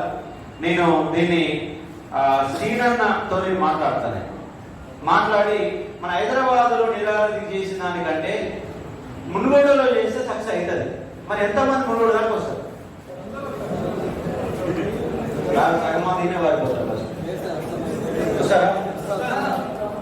రేపు మార్కులు వచ్చినా రాకుండా మునుగోవాలి. రిజల్ట్ వచ్చింది నాకు 61 వచ్చిన అయిపోయిన సార్ అంటే కుదరదు. కాబట్టి మునుగోడులో దీక్ష పెడతాం. ఎందుకంటే మునుగోడు అనే దాని మీద మీడియా మొత్తం అక్కడికి అవుతుంది. అక్కడ మనకి గట్టిగా బలంగా చెప్తే అది అసెంబ్లీ వరకు వినపడుతుంది. హైదరాబాద్ లో ఆర్ట్స్లో పెడితే ఒక్కసారి 200 మంది పోలీసులు సమాధి ఎత్తుకోవద్దన్నమాట. మునుగోడులో 200 మంది పోలీసులు ఉంటారా? ఉండదు. కాబట్టి అక్కడ దీక్షలకు ప్లాన్ చేద్దాం. ఏమంటారు మరి? దీక్షలకు ప్లాన్ చేద్దామా అవుతా? దీక్షలకు ప్లాన్ చేద్దాం. మళ్ళీ మీకు డేట్ అనేది అనౌన్స్ చేయబడుతుంది. ఓకేనా? కాబట్టి ఒకటే కదా మన డిమాండ్ ఏంటంటే రేపు ఎల్లుండిలోగా ఈ 3 రోజుల్లోగా గవర్నమెంట్కి అవకాశం ఇస్తాం. మీరు నిర్ణయం తీసుకుంటే మన సమస్య అయిపోతుంది. ఏం లేదుగా దీక్షలుండే ఏముండవు. రిజర్వేషన్ అమలు చేసే వరకు కొట్లాడతాం. కానీ దీన్ని ఫైనల్ గా మనం చెప్పేది ఏంటంటే సమస్యని పరిష్కరించాలనేది ప్రధాన డిమాండ్ గా మనం డిమాండ్ పెడతా ఉన్నాం. అది కూడా డిమాండ్ ఏంటంటే 60, 50, 40. అదేనా? 60, 50, 40 ఇది మన ప్రధాన డిమాండ్ గా కనబడుతుంది. కానీ వేదికపై వచ్చినటువంటి ఒలిగి ప్రభాకర్ అన్న కూడా మేము ఆ ప్రత్యేకమైన కృతజ్ఞతలు చెప్తున్నాం. ఇప్పుడు మీడియాతో అన్నప్పుడు మాట్లాడతాడు. అలాగే సంతోష్ ఈ కార్యక్రమాన్ని నిర్వహించినటువంటి నరేంద్ర పవార్, శరత్, సంతోష్ వీళ్ళు ముగ్గురే కదా ప్రోగ్రామ్ సక్సెస్ అయింది. నేను కాదు. వాళ్ళకి మన విద్యార్థుల తరఫున ప్రత్యేకమైన ధన్యవాదాలు. రేపు కూడా దీని యొక్క బాధ్యతలు జాగ్ర శ్రీనివాస్ గౌడ్ అన్నకు చెప్తాను. దాన్ని ఎట్లా చేయాలనేది ఏంటి అనేది అన్న ఆధ్వర్యంలో నిర్వహించే విధంగా మనం చేసే ఒక ప్రయత్నం చేస్తాం. కానీ ఇది ఉన్నటువంటి కాన్సెప్ట్. అమ్మాయి మాట్లాడుతామన్నా మాట్లాడగలుగుతారు. వాదన ఉన్నది. మన కోర్టు ఎన్నో రాకముందే రిజర్వేషన్ సంపాదించుకున్నాం. ఒకవేళ ఇది కూడా సక్సెస్ కాకపోతే 20-30 వేల మంది కోర్టుకు వేసారు. అండర్ సైడ్ వేసి పోలీసులు డిస్టర్బ్ చేసి అందుకోపోయి సమస్య పరిష్కారం కాలేదనుకో ఫైనల్ ఇంకోటి ఏం చేయాలా? కోర్టులో ఒక్కరిగా అవుతారు. ఎవరైతే బాధితులు ఉన్నారో బాధితులు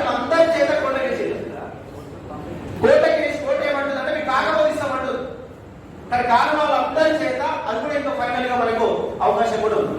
అక్కడ అన్ని అవకాశాలను ఉపయోగించుకొని సక్సెస్ సాధించాలనే తపనతోనే మనందరం ఉన్నాం. ఆ విధంగా ముందు పోయే ఒక ప్రయత్నం చేయాలి. ఓకేనా? ఇప్పుడు మీడియా తోటి అన్న జాగ్రత్త శ్రీనివాస్ గౌడ్ అన్న మాట్లాడతారు. అందరూ మాట్లాడతారు. స్వాగతం. మిత్రులారా, నేను ఇప్పుడే ఒక విషయం చెప్పింది నాకు.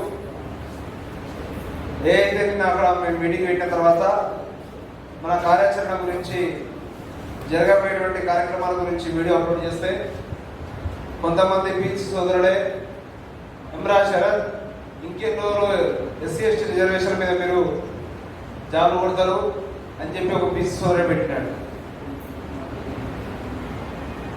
ఎవరికోసం ఎవరు కొట్లాడాలి? ఒకసారి మీరు ఆలోచన చేయండి. చేసినటువంటి డిమాండ్ ఏంది? మనం ఓసీలకు 20 మార్కులు తగ్గించినట్టు ఎస్సీ ఎస్టీ బీసీలకు 20 మార్కులు తగ్గించాలని ఒకే ఒక డిమాండ్ తో ముందుకు పోతున్నాం. అవునా కదా? దీంట్లో ఓన్లీ ఎస్సీ ఎస్టీలకు న్యాయం జరుగుతుందా, బీసీలకు న్యాయం జరుగుతుందా? 10 మార్కులు ఆల్రెడీ తగ్గినాయి కదా, అవునా కదా? ఇంకో 10 మార్కులు తగ్గించాలని అడుగుతున్నామా లేదా? మరి ఇది మనకున్నటువంటి అవగాహన, మన సంస్కృతి, ఇది మనకున్నటువంటి చైతన్యం, ఇది మనకున్నటువంటి అభిప్రాయం. గత 5 రోజులుగా ఇదే పని మీద ఉన్నా నేను. నాకు వేరే పని కూడా లేదు. మిత్రులు వస్తారు, ఇక రాజు అఖిల్ ఇక్కడే ఉన్నారు. అన్నా మీడియా వచ్చింది మాట్లాడు, అన్నా మీడియా వచ్చింది మాట్లాడు, వరుసగా అక్కడ బాయ్. మొదటి రోజు సార్ వాళ్ళని అరెస్ట్ చేసినప్పుడు తీసుకొని పోతే ఇక్కడ ధర్నాయేశ్వరం రోడ్డు మీద విడిచిపెట్టాలని చెప్పి, దాని తర్వాత కార్యాచరణ గురించి మాట్లాడాను. నిన్న ఉదయం ప్రెస్ మీట్ పెడితే 3 గంటలు వెయిట్ చేసిన ఆర్ట్స్కాలే ముందు ఇంటెలిజెన్స్ పోలీసులే సాక్ష్యం. దానికి 200 మంది పోలీసులు పెట్టారు. మళ్ళా మొన్న జరిగినటువంటి సంఘటన మళ్ళీ ఏమైనా జరుగుతుందా, ఎక్కువ గ్యాదరింగ్ అవుతుందా అని చెప్పి ఆయన ఎవరు రాలే. మళ్ళీ లైబ్రరీ పోయి మనలో ఒక 50-60 మంది తీసుకొని వచ్చి మళ్ళీ ప్రెస్ మీట్ పెట్టినాం. దాని కింద మళ్ళీ కామెంట్లు, యూట్యూబ్లో నార్మల్ యూట్యూబ్ ఛానల్ మీద కామెంట్లు, టీవీలలో వచ్చిన మీద కామెంట్లు. ఇలా మీటింగ్ కోసం ఉదయం లేచి మళ్ళీ పర్మిషన్ కోసం నిన్న సండే ఆఫీస్ నుండో పర్మిషన్ దొరుకుతుందో కదా, ఇంకెవరైనా కార్యక్రమం పెట్టుకున్నాను అదొకటి ఫిక్స్ చేసిన కార్యక్రమం చేసి తీరాలి. ఇక్కడ చేయకపోతే ఆర్ట్స్ కాలం ముందు గార్డెన్లో అయినా కూర్చొని మీటింగ్ చేసుకుందామని చెప్పి అనుకున్నాం. కానీ ఇక్కడ ఖాళీ ఉంది కాదు, మీటింగ్ కాదు దొరికింది, ఇలా మన సమావేశమైన. కాబట్టి మిత్రులారా, నేను ఈ ఉద్యమంలో రావడానికి కారణం ఏంటంటే ఒక గిరిజన విద్యార్థిగా నా సమాజానికే కాదు టోటల్ రిజర్వేషన్ సిస్టానికే, రాజ్యాంగానికే తూట్లు పొడుస్తున్ననే ఉద్దేశంతో మీతో కదులుతున్నా తప్ప నా ఒక్కరికి స్వార్థం లేదు. ఇవాళ ఒక్క రిజర్వేషన్ వల్ల గిరిజనులు దళితులు బాగుపడలేదు. కాబట్టి అన్ని వర్గాలకు న్యాయం జరిగినాయి. ఇలా ఓసీలో కూడా ఈడబ్ల్యూఎస్ కోటాలో రిజర్వేషన్లు వచ్చినాయి కదా, 10% రిజర్వేషన్లు వచ్చినాయా లేదా? మరి ఆ రాజ్యాంగం ఉంది కాబట్టి రిజర్వేషన్లు వచ్చినాయి. మరి లేకుంటే ఎక్కడి నుంచి వచ్చేది? అందరికి రిజర్వేషన్ ఉన్నాయా లేవా? మరి ఆ రిజర్వేషన్ స్ఫూర్తిగా రిజర్వేషన్ వద్దని చెప్పి అన్యాయం జరుగుతున్నప్పుడు మనం అందరం కూడా అడ్డుకోకపోతే రేపు ఈ నోటిఫికేషన్ జరిగింది, రేపు రాబోయే నోటిఫికేషన్ జరగదని చెప్పి నమ్మకం ఉన్నదా? కేసీఆర్ పదే మాట్లాడండి. ఈ మధ్యకాలంలో మీరు చూసిరు, రాజ్యాంగాన్ని మార్చాలి అని చెప్పి మాట్లాడుతున్నాడా లేదా? రాజ్యాంగాన్ని మార్చాలంటే ఆ రాజ్యాంగం ఉన్నదంటే హక్కు ఉన్నది కాబట్టి ఇక మన సమావేశం మన హక్కుల గురించి మాట్లాడుతున్నాం. అలాంటి రాజ్యాంగాన్ని మార్చాలనుకున్నటువంటి ఇలాంటి నాయకుడు ఇలా వీళ్ళందరూ స్టార్ట్ చేసి రేపు రాబోయే రోజుల్లో అన్ని నోటిఫికేషన్లో అన్నిటి దగ్గర అన్యాయం చేయడని రుజువు ఉన్నదా? చాతగాని దద్దమ్మలు మన ఎస్సీ ఎస్టీ బీసీ ఎమ్మెల్యేలు ఎంపీలు మంత్రులంతా బానిసలుగా అందరూ కుక్కల్లా పడుతున్నారు. అలాంటి చాతగాని వాళ్ళకి మనం ఓటేసి పంపించినాం. మన కోసం ఏదో మాట్లాడతారు, మన కోసం కొట్లాడతారు, మన సమాజం గురించి ఆలోచన చేస్తారని చెప్పి ఓటేసి పంపించినటువంటి ఈ ఎస్సీ ఎస్టీ బీసీ ఎమ్మెల్యేలు మంత్రులు ఎంపీలుగా అయినటువంటి వాళ్ళు ఈ దద్దమ్మలు ఎవరైనా స్పందిస్తున్నారా? దాదాపు 6-7 లక్షల మంది జీవితాలతో ముడిపడినటువంటి అంశం, లక్షల కుటుంబాలతో ముడిపడినటువంటి అంశం ఇది. దీని గురించి కనీసం మాట్లాడినటువంటి చౌటలు మన సమాజంలో ప్రజాప్రతినిధులుగా ఇవాళ వాళ్ళందరూ అసెంబ్లీలో పార్లమెంట్ పోయారంటే మనం ఎలాంటి వాళ్ళని అనుకుంటున్నాం? ఇది ఈ రోజుతో రావద్దు, ఈ రిజర్వేషన్ ఇక్కడితో రాగదు, ఈ ఉద్యమం మాత్రం ఆగదు మిత్రుడా, దయచేసి చెప్తున్నాను. రేపు ఖచ్చితంగా ఇలా దళితులు ఎక్కువ ఉన్నారని చెప్పి ఓట్ల కోసం చేసిండు కేసీఆర్. ఫీల్డ్ అసిస్టెంట్ తీసేస్తే మళ్ళా ఎలక్షన్ వచ్చిన ఎలక్షన్ ఓడిపోతామని చెప్పి వాళ్ళందరిపై నామినేషన్ వేస్తే మళ్ళీ అందరినీ తీసుకున్నాడు జాబ్లలో. రేపు మునుగోడే మనకు సాక్ష్యం కాబోతున్నది. మనతో మునుగోడు ప్రజలు చదవబోతున్నారు. ఖచ్చితంగా మునుగోడులో మన సత్తా మనం చూపాల్సిన అవసరం ఉన్నది. మనకు న్యాయం జరిగేంత వరకు మనం ఏమన్నా పిచ్చబడతలేం, ఎవరినో ఇంకేం అడతలేం. బరాబర్ మనకు రావాల్సిన హక్కు కోసం మనం గుంజుకోవాల్సిన అవసరం ఉన్నది. అదే మనకు భారత రాజ్యాంగం డాక్టర్ బిఆర్ అంబేద్కర్ ఇచ్చిండు. ఎంతో మంది మహానుభావులు కష్టపడి సాధించినటువంటి రిజర్వేషన్లని ఇలాంటి దుర్మార్గులు వీళ్ళందరూ కూడా కావాలని చెప్పి పోలీస్ రిక్రూట్మెంట్ బోర్డులో ఉన్నటువంటి కొందరు వ్యక్తులు ఇవాళ మనవాదులు ఇవాళ కేసీఆర్ రూపంలో ఇంకో మనవాదు వచ్చి ఇవాళ మనకు మళ్ళీ ఇవాళ మన ఊర్లలో ఆ రోజులలో చదివితే చెరువుల సీసం పోసిరు. ఇలా బడికి గుడికి ఎక్కడ లేకుండా మనం అడుగున్నారు. మళ్ళీ మనకు ఉద్యోగానికి ఉపాధికి ఇవాళ విద్యకు దూరం చేసేటువంటి కుట్ర అలా జరగబోతున్నది.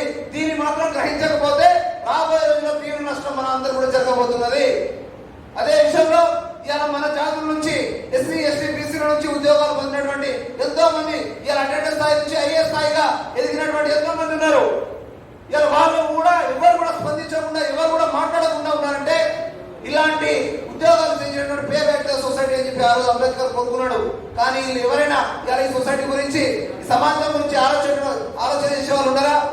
కుటుంబం పిల్లలు వాళ్ళకి సంబంధించినటువంటి బడి చదువు మంచి ఆస్తులు సంపాదించుకున్నామా అదే తప్ప మళ్ళీ వాళ్ళకి ఏమైనా ఏం చేస్తే ఇవే సంఘాలు వీళ్ళే పొందింపాలి. కాబట్టి ఇవాళ వాళ్ళు కూడా మాట్లాడుతున్నారు. మేము కోరుతున్నాం ఉద్యోగాలని. ఎస్సీ ఎస్టీ బీసీ సమాజంలో ఉద్యోగాలు పొందినటువంటి ప్రతి ఉద్యోగం కూడా దీని గురించి మాట్లాడాలి, దీని గురించి స్పందించాలి. ఇవాళ ఈ రిజర్వేషన్ వల్ల మీరు ఆ స్థాయికి పోయారు. ఆ రిజర్వేషన్ అనేది తీసివేసేటువంటి కుట్ర మరొకసారి జరగబోతున్నది కావున కాబట్టి ఈ ఇక్కడ ఉన్నటువంటి 200-300 మందితో ఈ ఉద్యమం ఆగదు.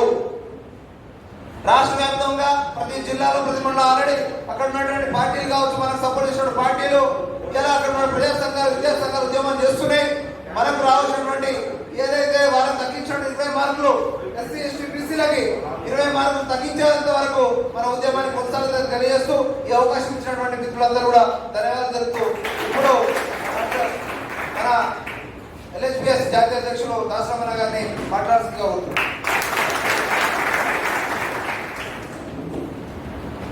అందరికీ జై భీమ్, జై శివలాల్, జై మూల్ నివాసి. ముందుగా పరిచయం చేసుకుంటా. నా పేరు దాసరామ్ నాయక్. నాది మహబూబాబాద్ జిల్లా జడ్చర్ల అసెంబ్లీ బాలనగర్ ప్రాపర్లో నా భార్య సర్పంచ్ చేసింది. నేను 2 టైమ్స్ డిప్యూటీషన్ చేసిన. యూనివర్సిటీకి నాకున్న లింక్ ఏంటంటే ఇక్కడ బి హాస్టల్ సైన్స్ హాస్టల్లో పీడిఎస్ ఫౌండర్ మారోజు వీరన్న నల్గొండ జిల్లా వాసి ఉండేవాడు. ఒడ్లకమ్మరి క్యాస్ట్. వాళ్ళ తల్లి గౌడు, తండ్రి ఒడ్లకమ్మరి. తెలంగాణ ఉద్యమంలో పాల్గొన్నారు. Veeranna PDS state president, BC. ఆయన మా గురువు. ఈ ఉద్యమాల్లో రావడానికి కారణం వీరన్నే లంబాడి హక్కుల పోరాట సమితి, ఎరుకుల హక్కుల పోరాట సమితి, ఆదివాసీ హక్కుల పోరాట సమితి సంఘాలకు ఫౌండర్ వీరన్నే. మమ్మల్ని అట్లా నాయకుడిగా పెట్టిండు. ఎప్పుడైనా ఫిలింలో హీరోలే కనిపిస్తారు, దర్శకులు కనిపించారు. బాహుబలి సినిమా చూడండి, ప్రభాస్ కనిపిస్తాడు కానీ దర్శకుడు ఎవరు? రాజ్కోడి. చాలా మంది ఇంటలెక్చువల్ మాస్ అన్నది క్రౌడ్స్ ఏమనుకుంటారంటే అబ్బా ప్రభాస్ చాలా గొప్పోడు. కానీ తెలుగు కథలు ఏమనుకుంటారంటే ప్రభాస్ లేకుంటే ఆలీ లేకుంటే సునీల్. దర్శకుడు గొప్పటారు. అంటనే బహుజన ఉద్యమాలకు మార్గదర్శి దర్శకుడు మారోజు వీరన్న. కొట్టకమ్మరి BC, Maroju Veeranna B hostel science hostel, యూనివర్సిటీలో గోల్డ్ మెడలిస్ట్. తర్వాత బౌద్ధ ఉద్యమానికి, తర్వాత మలిదశ తెలంగాణ ఉద్యమానికి ఫౌండర్. అయితే మేము అంటే ఎల్హెచ్పిఎస్ కు కుల తత్వం లేదు, బౌద్ధ తత్వం ఉందని చెప్పదలుచుకున్నా. ఎల్హెచ్పిఎస్ కు మార్గదర్శి మారోజు వీరన్న, మహాత్మా జ్యోతిరావు ఫులే, డాక్టర్ బాబాసాహెబ్ అంబేద్కర్, గౌతమ్ బుద్ధ, ఛత్రపతి సాహు మహారాజ్, ఛత్రపతి శివాజీ మహారాజ్. వాళ్ళ అడుగుజాడలో ప్రయాణిస్తుంది ఎల్హెచ్పిఎస్. మాకు రిజర్వేషన్ మీద స్పష్టమైన అవగాహన ఉంది. నేను 12 సంవత్సరాలు నక్సలైట్ ఉద్యమంలో ఫుల్ టైమర్గా పనిచేసిన వీరన్న నాయకత్వంలో. ఆ తర్వాత 2004లో విప్లవ ఉద్యమాన్ని వదిలేసి కాంగ్రెస్ పార్టీలో జడ్పీటీసీగా పనిచేసిన, సర్పంచ్గా పనిచేసిన. ఆ తర్వాత 2013లో వదిలేసినట్టు 10 ఏళ్ళు మళ్ళీ బహుజన ఎజెండాని ఎత్తుకున్నా. 10 ఏళ్ళ అనుభవంతో చెప్తున్నా. అంటే మళ్ళీ పూలే అంబేద్కర్ విప్లవ పార్టీలో కూడా మళ్ళీ అగ్రకుల ఆధిపత్యం అని మళ్ళీ బహుజన ఉద్యమాన్ని రూపొందించినాం. రిజర్వేషన్ మీద స్పష్టంగా చెప్పదలుచుకున్నాం. యూనివర్సిటీలో విప్లవ విద్యార్థి సంఘాలు ఉన్నాయి, వామపక్ష విద్యార్థి సంఘాలు ఉన్నాయి, ఏఎస్ఎఫ్ఐ, ఎస్ఎఫ్ఐ, పిడిఎస్. విప్లవ విద్యార్థి సంఘాలు, వామపక్ష విద్యార్థి సంఘాలు ఈ అంశం పట్ల స్పందించవు. ఎందుకు స్పందించవో చెప్తారు. నెంబర్ 1. నెంబర్ 2, టిఆర్ఎస్ అధికార పార్టీ మోసం చేసింది. ఈ రిజర్వేషన్ అమలు చేయడంలో మోసం చేసింది. అగ్రవర్ణాలకు 80% మార్కులు ఉంటే 60 చేసింది. 80 ఉండే 2016, 17, 18లో అప్పుడు ఎంత ఉండే 80. వాళ్ళు క్వాలిఫై కావాలంటే 80 ఎంత చేసి ఇప్పుడు కేసీఆర్ ప్రభుత్వం 60. బీసీలకు 70 ఉండే 60. ఎస్సీ ఎస్టీలకు 60 ఉంటే 60. ఎస్సీ ఎస్టీలకు కూడా 60 నుంచి ఎంత చేయాలి? అగ్రవర్ణాలకు 80 నుంచి 60 చేసినప్పుడు ఎస్సీ ఎస్టీలకు కూడా 60 నుంచి 40 చేయాలి. బీసీలకు 70 నుంచి 50 చేయాలి. అంటే అగ్రవర్ణాలకు 20 తగ్గించి ఎస్సీ ఎస్టీలకు తగ్గియలే, బీసీలకు తగ్గియలే.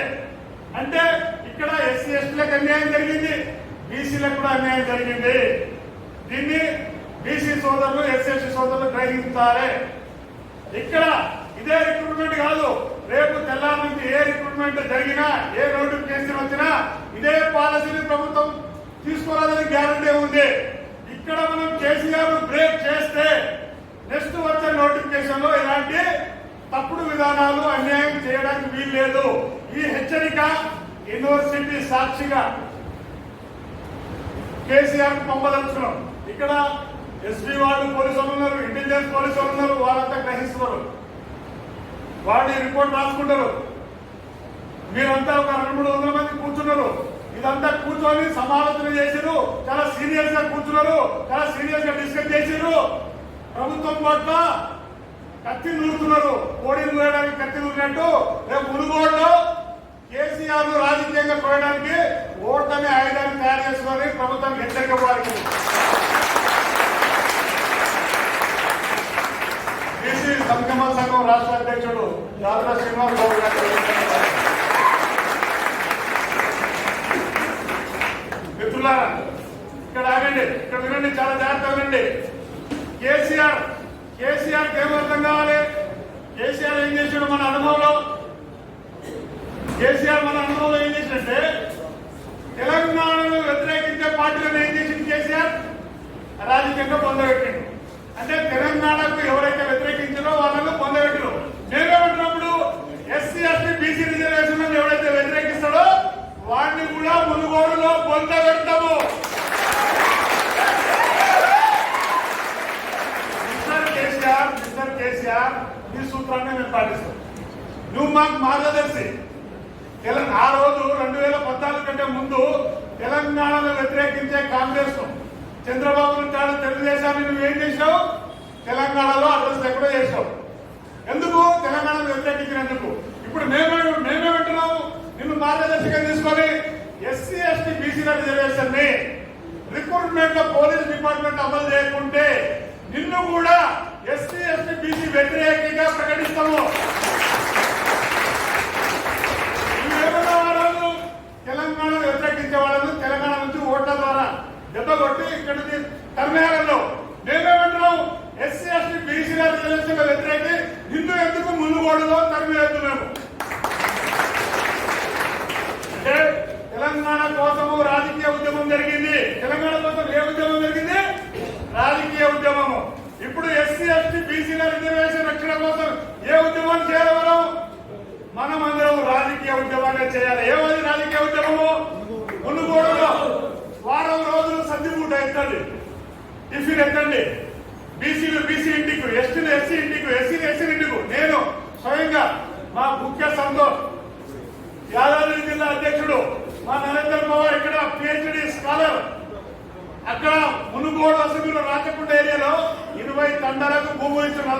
ఏళ్ల నుంచి పాస్బుక్లు ఉన్నాయి, పట్టా భూములు ఉన్నాయి. కేసీఆర్ ఇప్పుడు ఆ భూములు గుంజుకుంటుడు. మొన్ననే నరేంద్ర పవార్ మా సంతోష్ నాయక్ మునుగోడు దగ్గర 1000 మందితో మీటింగ్ పెట్టారు. 16 సర్పంచులు వచ్చాడు. మా భూములు మాకు కావాలని. లమ్మడోళ్ళ ఓట్లు 10,000 ఓట్లు ఉన్నాయి, ఎస్సీల ఓట్లు 15,000 ఓట్లు ఉన్నాయి. ఒక్క గౌడ సామాజిక వర్గం బీసీల ఓట్లు 45,000 ఓట్లు ఉన్నాయి.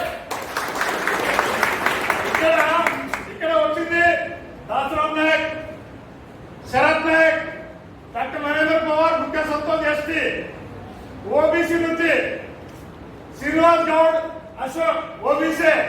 ఇదో మేము ఓబీసీల దగ్గర అన్నోళ్ళు, మేము ఎస్సీల దగ్గర ఎస్సీల దగ్గర పోయినప్పుడు కేసీఆర్ మా తల్లిదండ్రులు అమాయకులు. నువ్వేంటంటే ఓటరు, గిన్నెలు, లేకుంటే కులానికి ఒక గుడి, కులానికి ఒక గణేష్, అది సాకల్ గణేష్, మంగళ గణేష్, లంబాడి గణేష్, మాదిగ గణేష్, మాల గణేష్.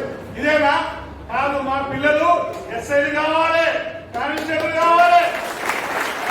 మా పిల్లలకు నెలకు 2 లక్షల సర్లు రావాలి. మా పిల్లలకు నెలకు 50,000 రావాలి. ఆ పిల్లగాడికి జాబ్ వస్తే ఆ ఇంట్లో 5-6 మంది ఆయన మీద డిఫెండ్ అవుతారు. వాళ్ళ ఇంటి ముందర ఎన్నో కారు ఉండాలి. ఒకవేళ కానిస్టేబుల్ అయితే వాళ్ళ కొడుకును మంచి స్కూల్లో చదివించి రేపు IPS చేస్తాడు. పునాది కానిస్టేబులే కావచ్చు. కానీ వచ్చే నెలకు 50,000 ఆ కుటుంబం చదవడానికి, ఉన్నత విద్య అభ్యసించడానికి ఆర్థికంగా తోడ్పాటు అవుతుంది. కానిస్టేబులే జాబ్ చిన్న జాబ్ అనుకోకండి. కాబట్టి కేసీఆర్ కు ఇది ఒక హెచ్చరిక. ఇక్కడ నుంచి ఒక హెచ్చరిక. మునుగోడులో ఎల్లుండి 7వ తారీఖు నాడు మునుగోడులో దీక్ష చేయబోతున్నాము, దీక్ష ప్రారంభించబోతున్నాము. ఎందుకు మునుగోడు టార్గెట్? మీరు చూసుంటారు, హుజారాబాద్ లో ఈజీఎస్ ఉంది కదా, గ్రామీణ ఉపాధి హామీ పథకం. మట్టి పని చేసేవాళ్ళు ఫీల్డ్ అసిస్టెంట్ అని కేసీఆర్ తీసేసాడు. తీసేస్తే 5,000 మంది ఫీల్డ్ అసిస్టెంట్ హుజారాబాద్ లో కేసీఆర్ వ్యతిరేకంగా ప్రచారం చేశారు. కేసీఆర్ ఏమైపోయాడు? ఖతం.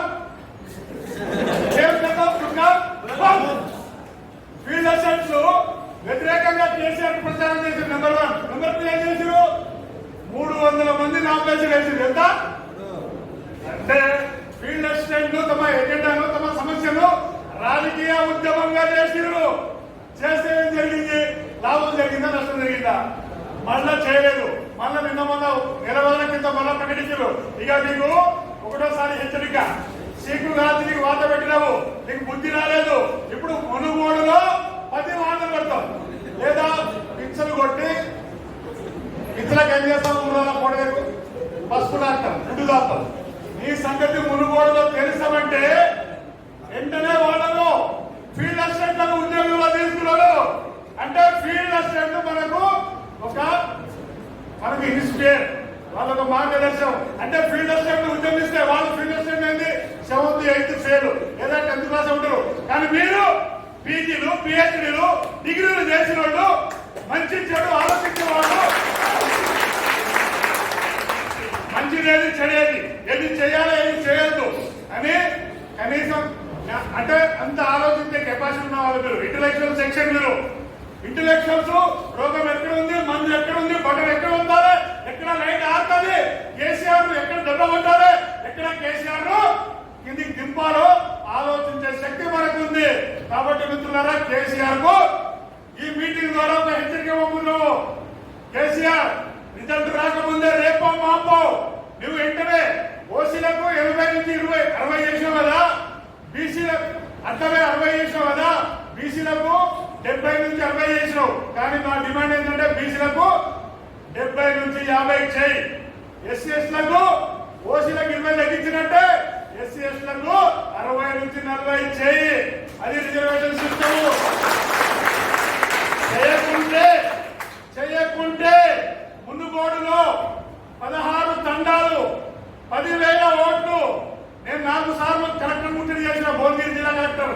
నన్ను నా భార్యను బొమ్మల రామారావు పోలీస్ స్టేషన్ 3 రోజులు పెట్టిరు. సంతోష్ నాయకులు భువనగిరిలో పెట్టిరు. నరేంద్ర పవార్ బీబీనగర్ పోలీస్ స్టేషన్ పెట్టిరు. ఎంపీకి మేము ఇప్పుడేమంటుండో నిన్న ఏమంటుండో లేదు పట్టాలు ఇస్తా. మేమేమన్నాం, బిడ్డ నువ్వు మా పట్టాలు ఇవ్వ. 40-50 ఏళ్ల నుంచి పాస్బుక్లు ఉన్నాయి, నరంలో ఉన్నాము, వ్యవసాయం ఉంది, బోర్బావులు ఉంది. ఇప్పుడు ఆ భూమి సమస్యను నీ సమస్యను 2 చేంజ్ చేస్తాం. చేసినామనుకో ఇటు లంబడోళ్ళు అటు బీసీలు. బీసీలకు ఎంత తక్కువ? బీసీలు గౌడ్ సామాజిక వర్గానికి 45,000 ఓట్లు ఉన్నాయి. అరే సర్దార్ సర్వై పాపన్న వారసులు మీరు.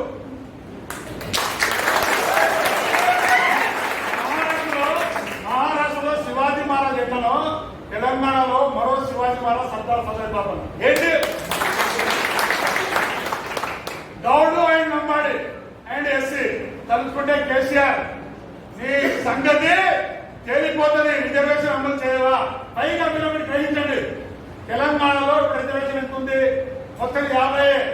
ఎస్సీ ఎస్టీలకు 6, సెంట్రల్లో 7.5, స్టేట్ లో 6%, సెంట్రల్లో 7.5. కానీ ఎస్టీలకు జనాభా ఎంత ఉంది? 10. 6ను 10 చేయాలి కానీ చేయడు. ఓకే 6.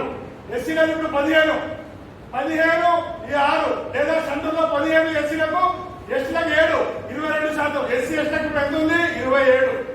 బీసీలకు ఎంత ఉంది? 22 ఎస్సీ ఎస్టీలకు. బీసీలకు 27 ఇప్పుడు అమల్లో ఉంది. విద్యా ఉద్యోగాలు రాజకీయాలు లేదు. బీసీలకు ఎప్పుడు వచ్చింది? 1992లో వచ్చింది బీసీ ఉద్యమం, మండల ఉద్యమం ద్వారా. ఆ ఉద్యమాన్ని బీజం పోసింది ఎవరు? డాక్టర్ బాబాసాహెబ్ అంబేద్కరే.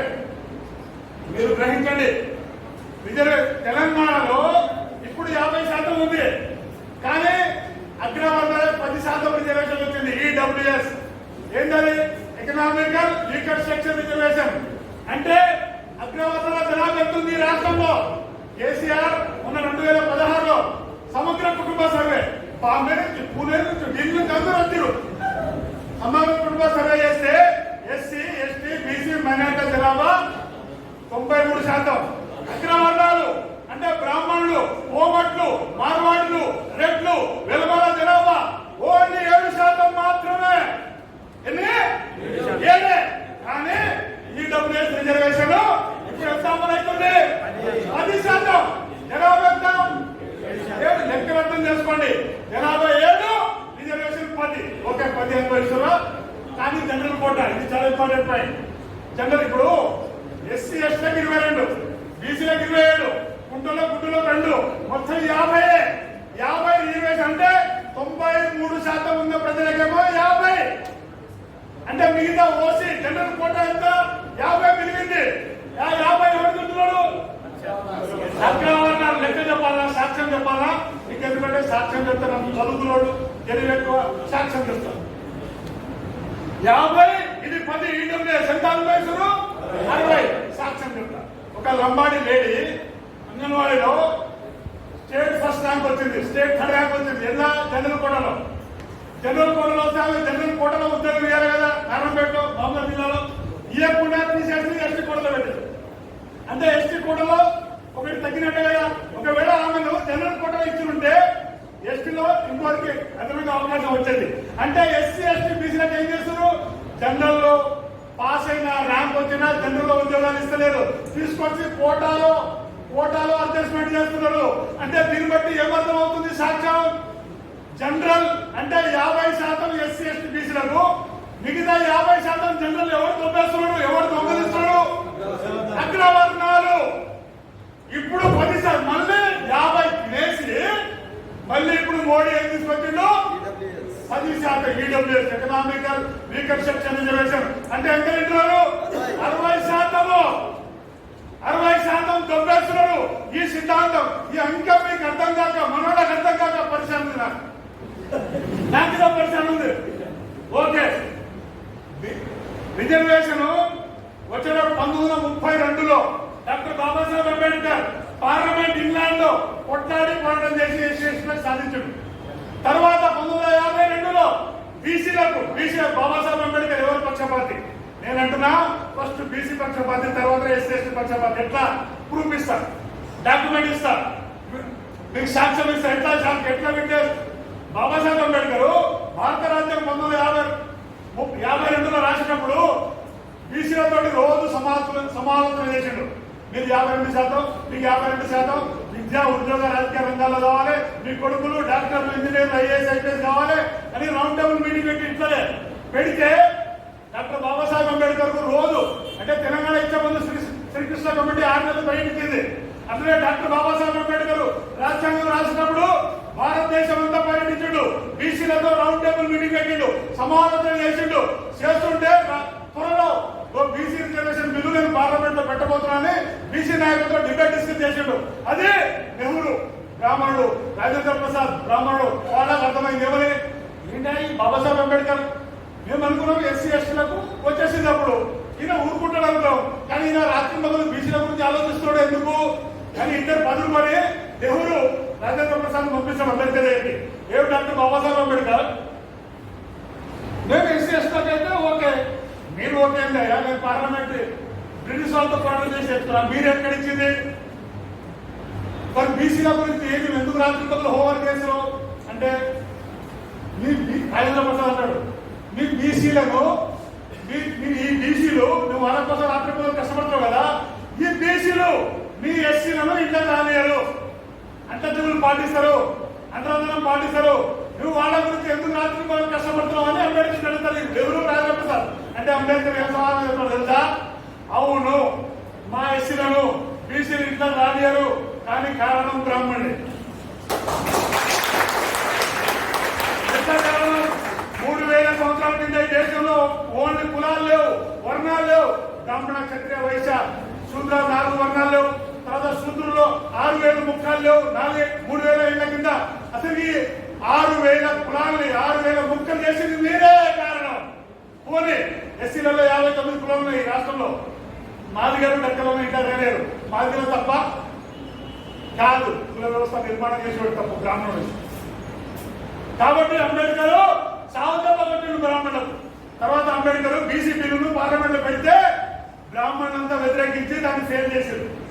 పాపం బాబాసాహెబ్ అంబేద్కర్ గురువులు ఎవరు? 3 బీసీలే. ఒక ఆయన గౌతమ్ బుద్ధ, ఒక ఆయన కబీరు, ఒక ఆయన మహాత్మా జ్యోతిరావు ఫులే. బాబాసాహెబ్ అంబేద్కర్ గురువులు 3 బీసీలే. పోనీ బాబాసాహెబ్ అంబేద్కర్ కు విదేశాల్లో చదివించింది ఎవరు? 2 బీసీలే. ఒక ఆయన సాహు మహారాజ్, ఒక ఆయన గైక్వాడ్. భారతదేశంలో 1902లో రిజర్వేషన్ సిస్టాన్ని తన రాజ్యంలో మొట్టమొదటి అమలు చేసింది సాహు మహారాజ్. 2 బీసీలే. మరి బాబాసాహెబ్ అంబేద్కర్ బీసీలకే మొదటి ఆర్టికల్ ఇచ్చిండు, 340 ఆర్టికల్. రాజ్యాంగంలో మొదటి ఆర్టికల్ అంటే రిజర్వేషన్. ఇప్పుడు ఆర్టికల్ అంటే మీకు అర్థం కావాలి. రాజ్యాంగంలో ఆర్టికల్ 2, 3 ఉంది. అంటే రాష్ట్రం చేయవచ్చు, కొత్త రాష్ట్రం చేయవచ్చు, కలుపుకొచ్చనే. ఒకవేళ రాజ్యాంగంలో ఆర్టికల్ 2, 3 లేకుంటే తెలంగాణ బిల్ పార్లమెంట్ లో పాస్ అయ్యేదా? రాజ్యాంగంలో ఆర్టికల్ ఉంది కాబట్టి తెలంగాణ బిల్ పాస్ అయింది. బీసీలకు 340 ఆర్టికల్ ఇచ్చిండు. పార్లమెంట్ లో బిల్ పాస్ కావాలి. మరి అంబేద్కర్ తర్వాత బీసీలకు 340 ఎవరిది? ఎస్సీలకు. 342 ఎవరు? ఎస్టీలు. అంటే మొదటి ఆర్టికల్ ఎవరికి ఇచ్చిండు? బీసీలకు. కానీ అంబేద్కర్ ఏమని ప్రచారం చేసిన అగ్రవర్ణ పార్టీలు, మీడియా ఏమని ప్రచారం చేసింది?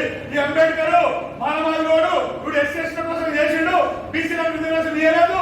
బీసీలకు ఇప్పుడు ఉద్యోగాల్లో ఉండే కారణం ఎస్సీ ఎస్టీలు. బీసీలకు దొబ్బుకునేది ఎవరు? అగ్రవర్ణాలు. కానీ ఆ అగ్రవర్ణాలు ఎవరి మీద తిప్పుతున్నారు? ఎస్సీ ఎస్టీ వైపు. అంటే ఇది అధర్మ పోరాటం అగ్రవర్ణాలది. కాబట్టి దీన్ని గ్రహించాలి మీరు. నెంబర్ 1. నెంబర్ 2, పార్లమెంట్ లో బిల్లు పెట్టిండు, బ్రాహ్మణులు బీసీల బిల్లును వ్యతిరేకించు, పాస్ కానియలేదు. నెంబర్ 3, సాహు మహారాజ్ కూడా ఫస్ట్ చదువుకునే హక్కులు ఎవరు సాధించారు? 3000 సంవత్సరాలుగా ఎస్సీ ఎస్టీ బీసీ చదువుకోవడానికి వీలేదు. చదువుకుంటే కరువు వస్తాయంట, వర్షాలు పడవంట, గత్తం వస్తాయంట, రోగాలు వస్తాయంట, రాజ్యం అల్లకొల్లమైందంట. ఎవరు ప్రచారం చేశారు? బ్రాహ్మణులు. దేని ద్వారా? గీత, వేదాలు, బ్రాహ్మణ శాస్త్రాల ద్వారా. అందుకు నా తండ్రి చదువుకోలేదు, కానీ బాపురోళ్ళ 20 తరాలు చదువుకున్నాయి. మా ఊళ్ళో 2 IRS IPS అయ్యారు. మేము కష్టపడి చదివిదామని అన్నారు. అరే మీరు కష్టపడి చదివి IRS IPS అయ్యారు కదా, మీ నాన్న ఎందుకు చదవలేదా అంటే వాళ్ళ స్కూల్ లేకుండా పేదరికం. మరి బాపురోళ్ళకి ఎట్లా స్కూల్ ఉండే, కోమటోళ్ళకి ఎట్లా స్కూల్ ఉండే, మార్వాడికి ఎట్లా స్కూల్ ఉండే, పేదరికం ఉంటే వాళ్ళు చదువుకోలేదా? అది కాదు నాయన, చదవకుండా ఆపిర్రు. ఎవరు ఆపిర్రు? బ్రాహ్మణులు. ఒకవేళ 20 తరాలు 20 జనరేషన్ చదివి ఉంటే మనం ఇవాళ సాఫ్ట్వేర్ కంపెనీ టాటా, బిర్లా, మంగళి లంబాడి బిర్లా, టాటా అయ్యేవాళ్ళు. మహాత్మా జ్యోతిరావు ఏమిటంటా? చదువు లేక జ్ఞానం లేక సంపద లేదు. జ్యోతిరావు ఏమంటాడు? మా 3000 సంవత్సరాలుగా మా కులాల్ని మా జాతుల్ని చదువుకు ఆస్తికి అధికారం దూరం పెట్టింది మీరు. చదువు లేదు కాబట్టి జ్ఞానం లేదు, జ్ఞానం లేదు కాబట్టి సంపద లేదు. కాబట్టి మాకు చదువుకునే హక్కు కావాలని బ్రిటిష్ ప్రభుత్వానికి మెమోరండం ఇచ్చింది. దేశంలో మహాత్మా గాంధీ హక్కులే. అంటే మెమోరండం ఇస్తుంటే ఇదే బ్రాహ్మణులు, పండితులు, పూజారులు దైవ భాష, సంస్కృతం భాష, ఏం భాష? దైవ భాష, దొంగ భాష, దళారి భాష. వాళ్ళందరూ పోయి మహాత్మా జ్యోతిరావు పూలే తండ్రి గోవిందరావు పూలే పోయి అంటే ఏమంటారు? ఏం గోవిందరావు పూలే గారు ఏంటి మీ కొడుకు బ్రిటిష్ వాళ్ళ మమ్మల్ని ఇస్తుండు, బీసీలకు ఎస్సీలకు స్కూల్ కావాలని 18 పాఠశాలలు చేసిండు. టీచర్ గా వాళ్ళ భార్య వాళ్ళిద్దరు స్టడీ చేస్తున్నారు. ఇది చాలా అధర్మం, ధర్మం చెప్తున్నారు మీరు. మీరు స్కూల్ బంద్ చేసి మీ కొడుకుని బంద్ చేయమని ఒకటి చేస్తారు గోవిందరావు గారు. పాపం గోవిందరావు పూలే అమ్మాయిప్పుడు చదువు రాదు, కొడుకుని పిలుస్తాడు, బిడ్డ ధర్మం తప్పుతున్నమాట, మనం చదువుకునే హక్కు లేదంట, నువ్వు స్కూల్ పెట్టావంట, బ్రిటిష్ వాళ్ళకి నువ్వు ఇస్తున్నావు, దేశమంతా స్కూల్ కావాలని నువ్వు స్కూల్ బంద్ చేయమంటాడు. పూలే అంటాడు, నేను బంద్ చేయను పో. పూలే 200 ఎకరాల భూమికి యజమాని. ఏ1 కాంట్రాక్టర్ బ్రిటిష్ ప్రభుత్వంలో చాలా డబ్బులున్నాడు, పేదోడు కాదు. మహాత్మా జ్యోతిరావు పూలేని ఇంటిగా ఎలగొడతారు. ఎలగొడితే ముస్లిం ఇల్లు కిరాయికి ఇచ్చి పాఠశాలను సాగిస్తారు. ఎవరు? ముస్లింలు. అంటే దీన్ని బట్టి ఏమర్థమవుతుంది? మీకు ఏం చెప్పదలుచుకున్నా? చదువుకునే హక్కులు సాధించి పెట్టింది మహాత్మా జ్యోతిరావు పూలే. చదువుకున్న తర్వాత ఉద్యోగాలు చేసుకునే హక్కులు సాధించి పెట్టింది డాక్టర్ బాబాసాహెబ్ అంబేద్కర్. డాక్టర్ బాబాసాహెబ్ అంబేద్కర్. అందుకొరకే ఈ దేశంలో పూలే అంబేద్కరే మనకి దిక్కు సరైనమో, పూలే అంబేద్కర్ ఎజెండానే సరైనమో. విదేశంలో శివాజీ మహారాజ్, ఛత్రపతి శివాజీ మహారాజు 300 యుద్ధాలు చేశాడు. సర్దార్ సర్దార్ బాబుల దాకా 300 యుద్ధాలు చేసి రాజ్యం గెలిచి సీఎం గుర్తులో కూర్చుంటే పట్టాభిషేకం చేస్తే బ్రాహ్మణులు ఎవరు ఏమని, నువ్వు శూద్రుడవు, నువ్వు రాజ్యానికి పరిపాలన అర్హుడు కావు, మేము రాము బ్రాహ్మణులు అంటే ఏం చేయాలా మీకు? మీ ఆయన ఉండబోయా? పాపడు అంటాడు, నా సుఖం బంగారమే, 20 లక్షలు అంటే పాపం వాళ్ళ అమ్మ విద్యాబాయి ఉంటుంది. శివాజీ మహారాజు ఈ అరబెట్టు వస్తాడు పాపరోడు, వచ్చి మంత్రాలు చేస్తాడు. లాస్ట్ చివరికి ఏం చేస్తాడు? పొట్ట వేలతో పొట్టు పెట్టాడు శివాజీ మహారాజు. చాలా పొట్ట వేలుకోవడం ఇనుప పొట్ట తొడిగించి దాంతో పెట్టాడు పొట్టు. అప్పుడు శివాజీ మహారాజు అర్థమవుతుంది, బ్రాహ్మణులు ఈ దేశంలో కుల వ్యవస్థ, వర్ణ వ్యవస్థ తీసుకొచ్చి నాకు అదో గతి పాలు చేసిరు. 300 యుద్ధాలు గెలిచిన ఈ బ్రాహ్మణుని బ్యూరోక్రసీ నుంచి ఐఏఎస్ అయిపోయి తీశారు. బీసీని, ఎస్సీని, రైతులకు 4 నెలలు మిలిటరీ ట్రైనింగ్, నెలకు ఫ్రీ ఫర్టిలైజర్ సబ్సిడీ ఇచ్చేవాడు రైతులకు. ఇది రైతు బంధా? ఈ అయ్య బంధు మా శివాజీ మహారాజు అమ్మచేసాడు. ఇది 5,000, మా శివాజీ మహారాజు ఎకరానికి 50,000 ఇచ్చాడు.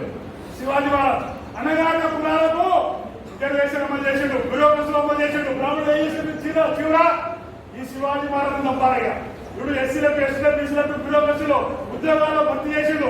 సంపాదనని కుట్ర చేసి ఆయన పిఏ ఉంటాడు, భాస్కర్ కులకర్ని దొంగ చాట్ల పొడుస్తాడు. కానీ 60 కిలోల తర్వాత మనం చేస్తే ఇట్లా తిరిగే తరగతి వేస్తాడు. తర్వాత ఇదే బ్రాహ్మణులు మొదటి చక్రవర్తులు ఔరంగజేబు అవుతారు. అయ్యా దక్కలేకపోతున్నాం, మమ్మల్ని అందరినీ బ్యూరోక్రసీ తీసేసి చాకలి, మంగలి, లంబాడి, మాది, గౌడలు మొత్తం బ్యూరోక్రసీలో పెట్టిండు. ఈ శివాజీ మహారాజు హత్య చేయాలని ఇదే బ్రాహ్మణులు ఆగ్రాకు ఔరంగజేబు అవుతారు మొగల దగ్గర. మీరు విజయదస్తులే, మేము విజయదస్తులే, ఇద్దరం భార్య. బ్రాహ్మణులు ఇది దేశం కాదు, వాళ్ళ విరోచ, వలస దొంగలు, వలసవాదులు, రిజర్వేషన్ వ్యతిరేకులు. మొత్తం గవర్నమెంట్ ద్వారా సోమేష్ కుమార్ ఎవరు? బీహార్ బాబులు. కేసీఆర్ కింద 2,000 రాజు అయిపోయారు, అంతా బ్రాహ్మణులే. 5 మంది సీఎం కేసీఆర్ అంతా బ్రాహ్మణులే.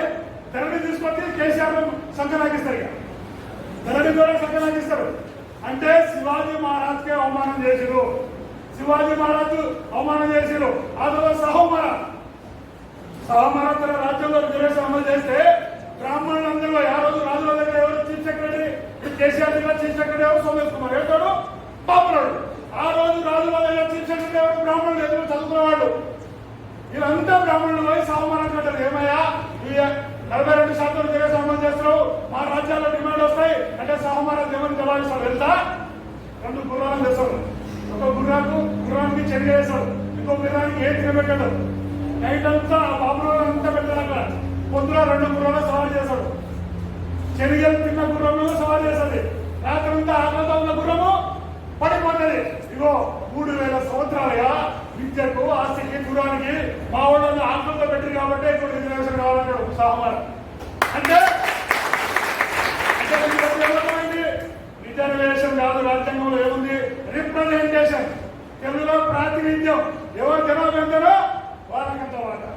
బీసీల జనాభా 52%. ఈ దేశంలో 135 కోట్ల జనాభా ఉంటే 65 కోట్ల మంది బీసీలు. బీసీలకు ఎంత రావాలి?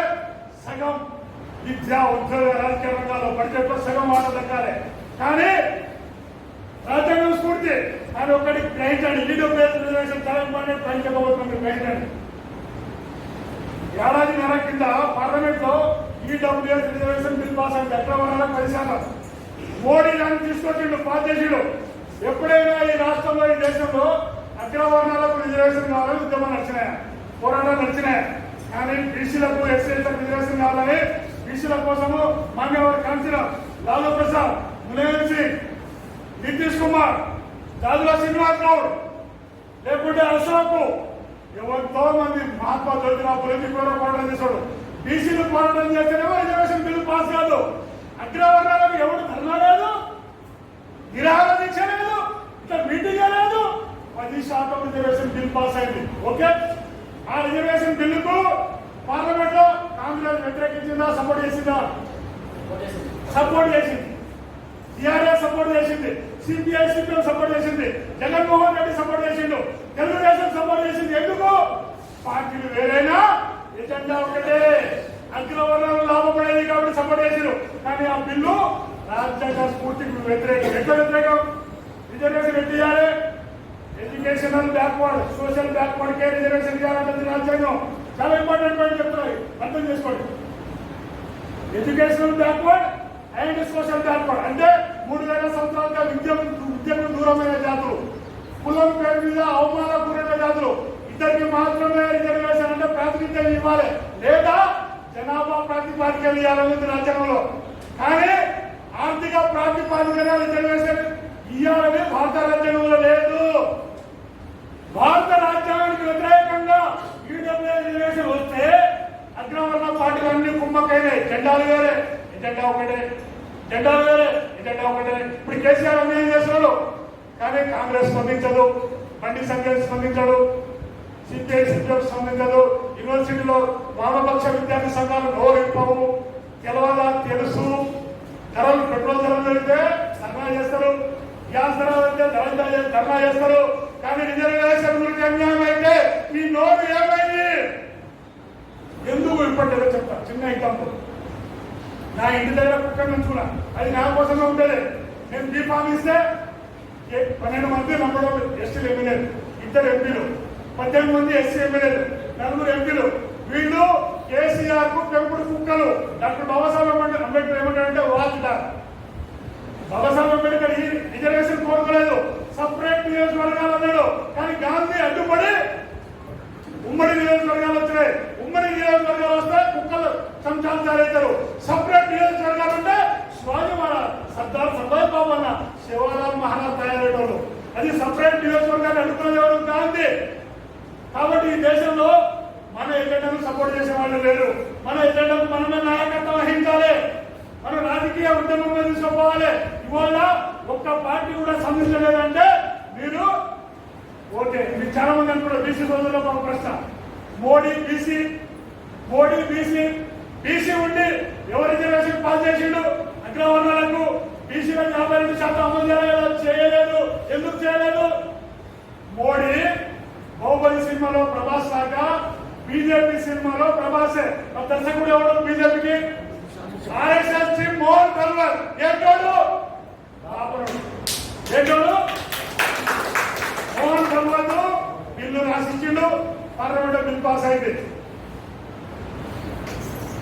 అందువల్ల మిత్రులారా, ఈ రోజు ఈ దేశంలో బ్రాహ్మణులే నడుపుతున్నారు. బీజేపీ పార్టీకి ఫౌండర్ వాజ్పేయి అద్వానీ బ్రాహ్మణులే, ఇప్పుడు నడిపేది మోహన్ కల్వర్ బ్రాహ్మణులే. కాంగ్రెస్ కి ఫౌండర్ లాల్ పాల్ బ్రాహ్మణులే, ఇప్పుడు నడిపేది రాహుల్ గాంధీ బ్రాహ్మణులే. సిపిఎం పార్టీకి ఫౌండర్ డాంగే ఎమ్మెల్యే బ్రాహ్మణుడే, ఇప్పుడు నడిపేది సీతారాం యేచూరి బ్రాహ్మణుడే, నక్సలైట్ పార్టీకి ఫౌండర్ చారు మజుందార్ కాళేశ్వర బ్రాహ్మణుడే, ఇప్పుడు నడిపేది బ్రాహ్మణుడే. అంటే 3% బ్రాహ్మణ జనాభా. వీళ్ళది 4 జాతీయ పార్టీలు, 4 జాతీయ పార్టీలు, 50% బీసీలు, ఒక్క జాతీయ పార్టీ లేదు. ఒకవేళ బీసీ పార్టీ ఉంటే, ఎస్సీ ఎస్టీ పార్టీ ఉంటే ఈ రిజర్వేషన్ అన్యాయం జరిగేదా? రేపు 6వ తారీఖు అసెంబ్లీ నడుస్తుంది. ఎస్టీ ఎమ్మెల్యేలు 12 మంది కుక్కలు, అంబేద్కర్ అంటాడు కాన్సీరామ్ అంటాడు చెంచాలు, ఎస్సీ ఎస్టీ ఎమ్మెల్యే ఎంపీలు. వీళ్ళకి బీఫామ్ ఇచ్చేవారు కేసీఆర్. ఎవరి కోసం కొరగాలి? కేసీఆర్ కోసం. మన ఎజెండా మాట్లాడితే అసెంబ్లీలో నెక్స్ట్ బీఫామ్ వస్తుందా? రాదు. కాబట్టి చూపుతా చూప్ ఈ భాష ఎందుకు వాడతారంటే మీకు అర్థం కాదు. చూపుచాం మా దగ్గర చూపుతారు. వాళ్ళు కుక్కలు ఏజెంట్లు, అందుకనే వాళ్ళ మీద యుద్ధం చేయాల్సిందే. రేపు ఎస్సీ ఎస్టీ ఎమ్మెల్యేల ఇంటి ముందర కూడా ధర్నా చేయాలి, మనం మంత్రుల ముందర కూడా ధర్నా చేయాలి. తర్వాత చివరి సందేశం, చివరి అంశం, ఇవాళ దాని కేసులు కావద్దు, ఉద్యమం సక్సెస్ కావాలి. ఎందుకంటే తెలంగాణ ఉద్యమంలో ఎస్సీలు ఎస్టీలు బీసీలు బలైరు. ఒక్క వెలుమోడు సూసైడ్ చేసుకోలేదు, ఒక్క వెలుమోడు ధర్నా ఆత్మహత్య చేసుకోలేదు. కానీ రాజులు వాడు రాజ్యం వాడాలి. సత్యది మనము, త్యాగం చేసింది మనము, బలైంది మనము. కానీ రాజ్యం వెళ్ళింది వెలుమోళ్ళు. మరి వెలుమోళ్ళకి ఎవరో గుర్తుందా? కేసీఆర్ కూడా చిన్నజీఆర్ స్వామి చెప్పుతూ ఉంటుంది. ఆ శిలాపలకం మీద 2000 కోట్ల చుట్టూ రోడ్లు చిన్నజీఆర్ స్వామి విగ్రహం పెట్టాడు. శ్రీరామానుచార్య విగ్రహం పెడితే శిలాపలకం మీద మీకు పేరే పెట్టాడు. ముద్దు మీద తెలియదు సిగ్గులేండి. Education department, police recruitment department చూస్తే ఎవరు కమిషనర్, ఎవరు చీఫ్, ఎవరు అక్కడే ఉంటాడు. తెలుగునా? తెలుగులంతా అయ్యా ఈ కేసీఆర్ లో వాడు చిన్నజీఆర్ స్వామి ఏమన్నాడు? సన్మక్కసారగా దేవతలు కాదు, వాళ్ళు అగ్ని మనుషులు, వాళ్ళని ఎట్లా పోతారు, 3 కోట్ల మంది ఎట్లా పోతారు అన్నాడు. వీడికి 1,00,000 మంది వచ్చాడు, వాడికి 250 రూపాయల టికెట్. మా సమ్మక్కసారకు ఫ్రీ టికెట్ 3 లక్షల మంది. కేసీఆర్ చిన్నజీఆర్ స్వామికి మోహన్ రంగోత్రుడు, మోడీ వచ్చుడు, అమిత్ షా, నడ్డా ఏం చెప్పాలి, అందరూ ముఖ్యమంత్రులు వచ్చారు, 1,00,000 మంది. అరే మనమంతా అందరూ పెట్ట రామానుజాచార్య మొక్కాలంట. మేము మొక్కము, మాకు దేవుడు సమ్మక్కసారక్క, సర్దార్ సర్దార్ బాబన్న, శివలాల్ మహారాజ్, డాక్టర్ బాబాసాహెబ్ అంబేద్కర్, మహాత్మా జ్యోతిరావు పూలే, గౌతమ్ బుద్ధుడు,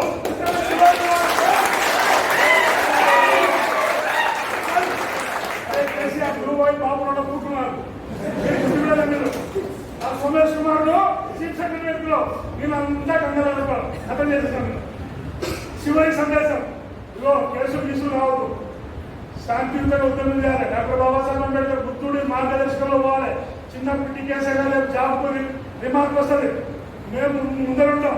ఇలాంటి సభలే పెట్టాలి, లేదా ఎన్నికల్లో పోటీ చేయాలి. రోడ్డు బంద్ చేసి వాహనాలు ధ్వంసం చేసి ఎక్కడ చేయడానికి వీల్లేదు. ఎందుకంటే అనుభవంతో చెప్తున్నా, నా మీద కేసులైనా జైలుపోయినాం.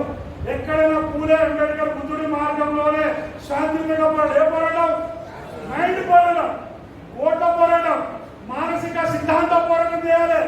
చేయితో పోరాటం చేస్తే రాజ్యాలు రావు, దిమాగ్తో పోరాటం చేయాలి. ఇది మనం చివరి చేస్తాం. చివరిగా అవకాశం ఎందుకు ప్రభుత్వాలు సహకరించాలి? మీరేమనుకుంటే చాలా మంది కోర్టు వాళ్ళు మనడు. ఇగో 20 లక్షల మంది రైతులు ఢిల్లీ చుట్టుముట్టిండ్రు, 12 ఏళ్ళు ధర్నా చేసిండ్రు. ఈ 3 రైతు చట్టాలు రద్దు చేయాలని. లాస్ట్కు మోడీ 50 మంది పాడి దిగొచ్చి పార్లమెంట్ లో జాతి క్షమాపణ చెప్పి బిల్లు రద్దు చేసిండు. అంటే రైతులు ఎంత, ప్రపంచంలో ఇంత పెద్ద రైతు పోరాటం ఎక్కడ లేదు.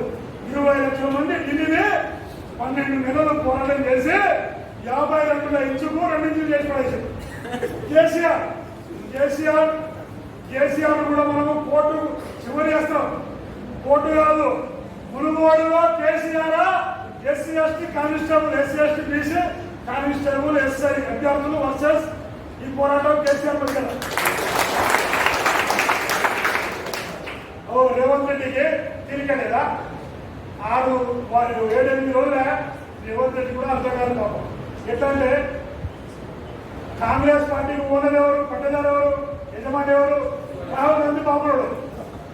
కాంగ్రెస్ పార్టీకి యజమానులు బ్రాహ్మణులు, రెడ్లు కౌలుదారులు ఎస్సీ ఎస్టీ బీసీలు కూలీలు సిద్ధాంతం అర్థం చేసుకోండి. ఈయన పీసీసీ ప్రెసిడెంట్ ఎవరు ఇచ్చింది నాకు ఆయన అపార్ట్మెంట్ ఎదుగుతా ఎవరు సంతకం ఉంది? బ్రాహ్మణుడు ఉందా కట్టదుందా? బాబురోడు వీళ్ళు అసెంబ్లీలో పార్లమెంట్లో మాట్లాడాలంటే పార్లమెంట్ బాబురోడ్లో పర్మిషన్ తీసుకోవాలి. వీళ్ళు కేసీఆర్ రేపు అసెంబ్లీలో మాట్లాడాలి. ఎస్సీ ఎస్టీ ఎందుకంటే floor leader assembly floor leader ఎవరు ఇప్పుడు తెలుసా? ఎవరు floor leader? Harish Rao.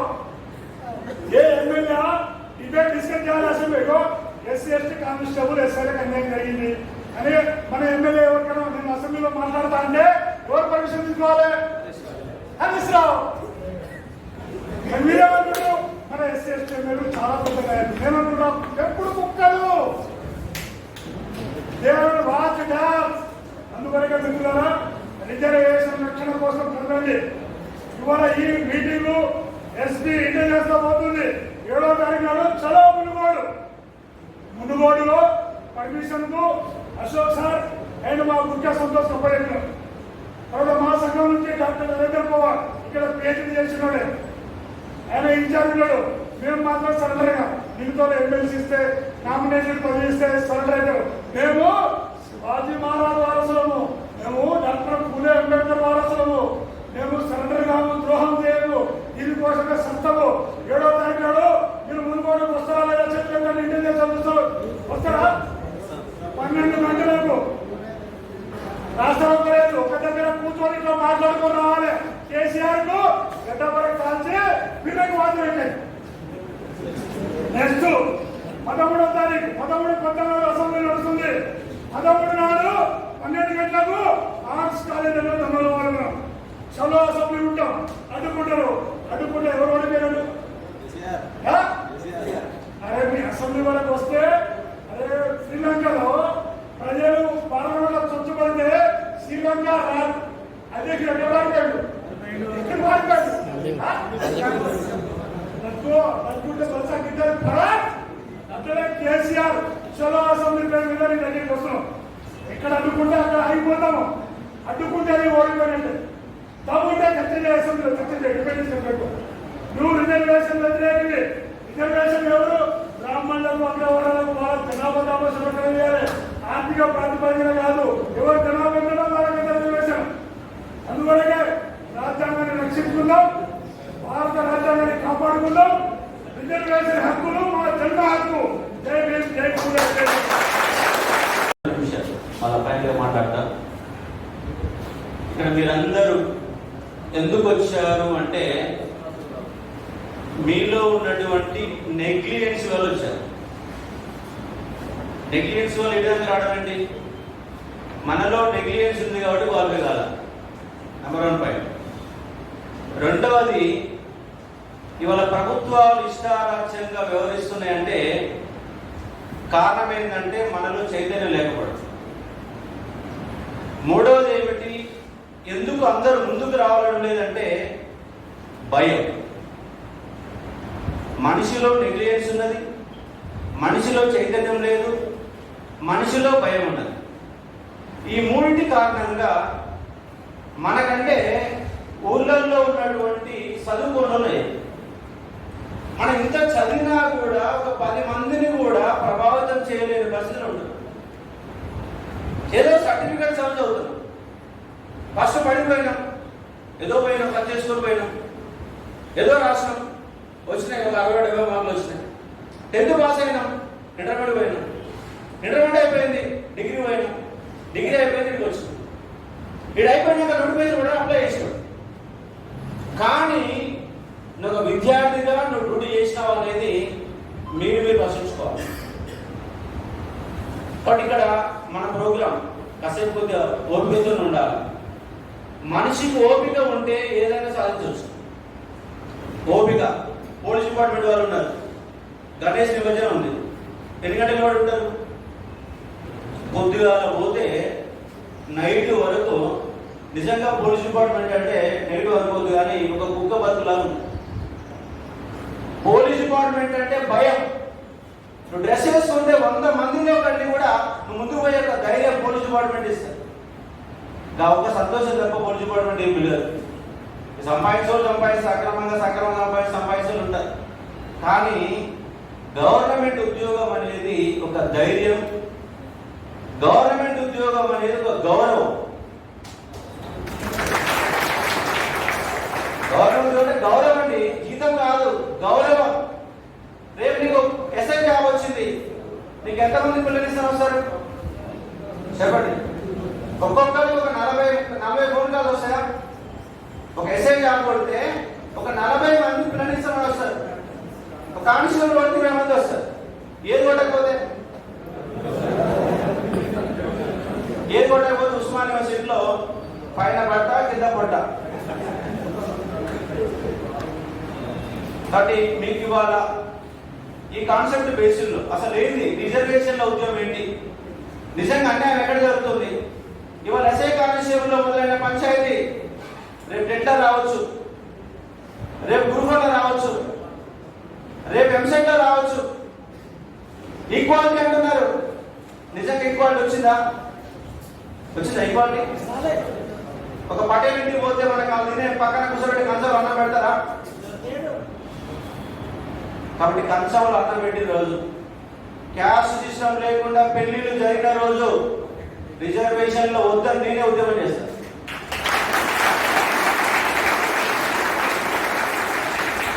Caste system లేకుండా పెళ్లిళ్ళు జరగాల అయితే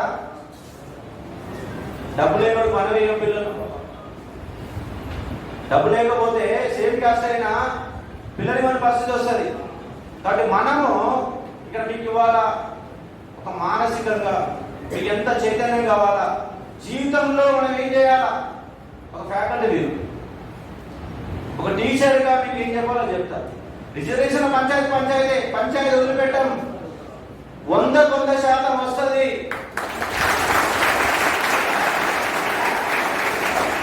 ఎందుకంటే ఇండియన్ కాన్స్టిట్యూషన్ బాడీ ప్రకారం ఇస్తున్నటువంటి వ్యవస్థ మొత్తం ఆధారంతో సహా వచ్చిన ఏపీలో ఎగ్జామ్ ఏంది, సివిల్స్ ఎగ్జామ్ ఏంది, తెలంగాణ ఎగ్జామ్ ఏంది, ఫుల్ డాటా ఉన్న దగ్గర ఒట్టిగా రాలా, ఒట్టిగా ఆరోపణ చేయలే. నేను మొదలు పెట్టేటప్పుడు వెనక ముందు ఆలోచించి రైట్ దా కాదు అయితే నమ్మకం నాకు ముందుగా కలిగిన తర్వాతనే నేను మొదలు పెడతాను.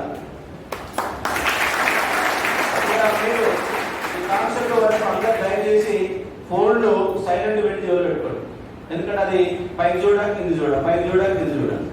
మనం మీటింగ్ జరిగే పక్కన పెట్టేసి వాట్సాప్లో ఏమొస్తుంది, నాకు ఫోన్ కాల్ ఏమొస్తున్నాయి, నేను మీటింగ్ అయిపోతాను నాకు 50 ఫోన్ కాల్స్ వస్తాయి, ఒక్క ఫోన్ కాల్ లిఫ్ట్ చేయను. కాబట్టి ఫోన్ కాల్స్ అన్న లంబాడంకుల జాతీయ నాయకుడు అన్నకి స్వాగతం పలుకుతా ఉన్నాం. ఇవాళ కనీసం వాళ్ళన్న ముందుకు వచ్చారు. కాబట్టి మనంగా పోరాటం చేయాలి. నేను ఈ రిజర్వేషన్ల పంచాయతీ ఒకటే కాదు, రేపు ముందు విద్యా అంశాల పైన ఎన్ని అంశాల మీద కొట్లాడాలో అన్ని అంశాల మీద కొట్లాడతా. రేపు రిజర్వేషన్ లో మీరు 40 రావచ్చు, 50 రావచ్చు, 60 రావచ్చు, మీరు క్వాలిఫై అయితే ఇక్కడ ఉన్న ప్రతి ఒక్కరు ఉద్యోగం ఎలా కొట్టాలో నేర్పిస్తాను.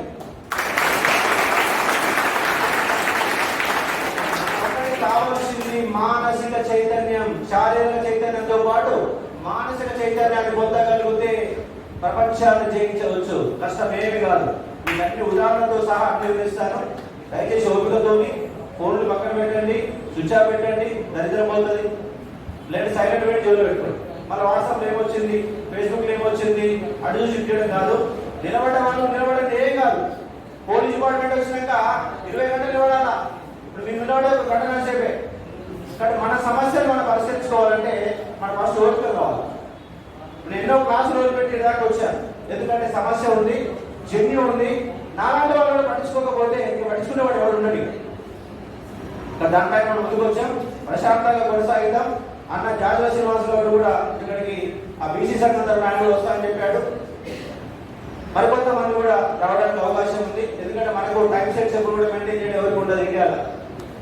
కాబట్టి మనం లేట్గా వచ్చాం, నాయకులు లేట్గా వస్తారు, ప్రోగ్రామ్ లేట్గా అయిపోతాం.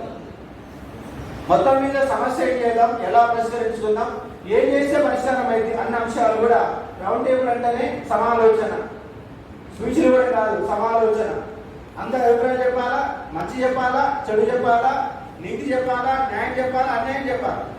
నేను చేసే తప్ప నన్ను నిలదీయండి, ఇక్కడనే ఇబ్బంది ఏం లేదు. కాబట్టి ఈ అంశాలను అన్నింటి చర్చించే ఒక ప్రయత్నం చేద్దాం. ప్రశాంతంగా 2 గంటల పాటు ప్రోగ్రాం చేద్దాం, ఎజెండా ఫిక్స్ చేసుకుందాం, న్యాయం చేసే వరకు పోరాటం జరుగుతుంది, జరిగే వరకు ఎవరు వదిలిపెట్టే పరిస్థితి లేదు. ఓకేనా?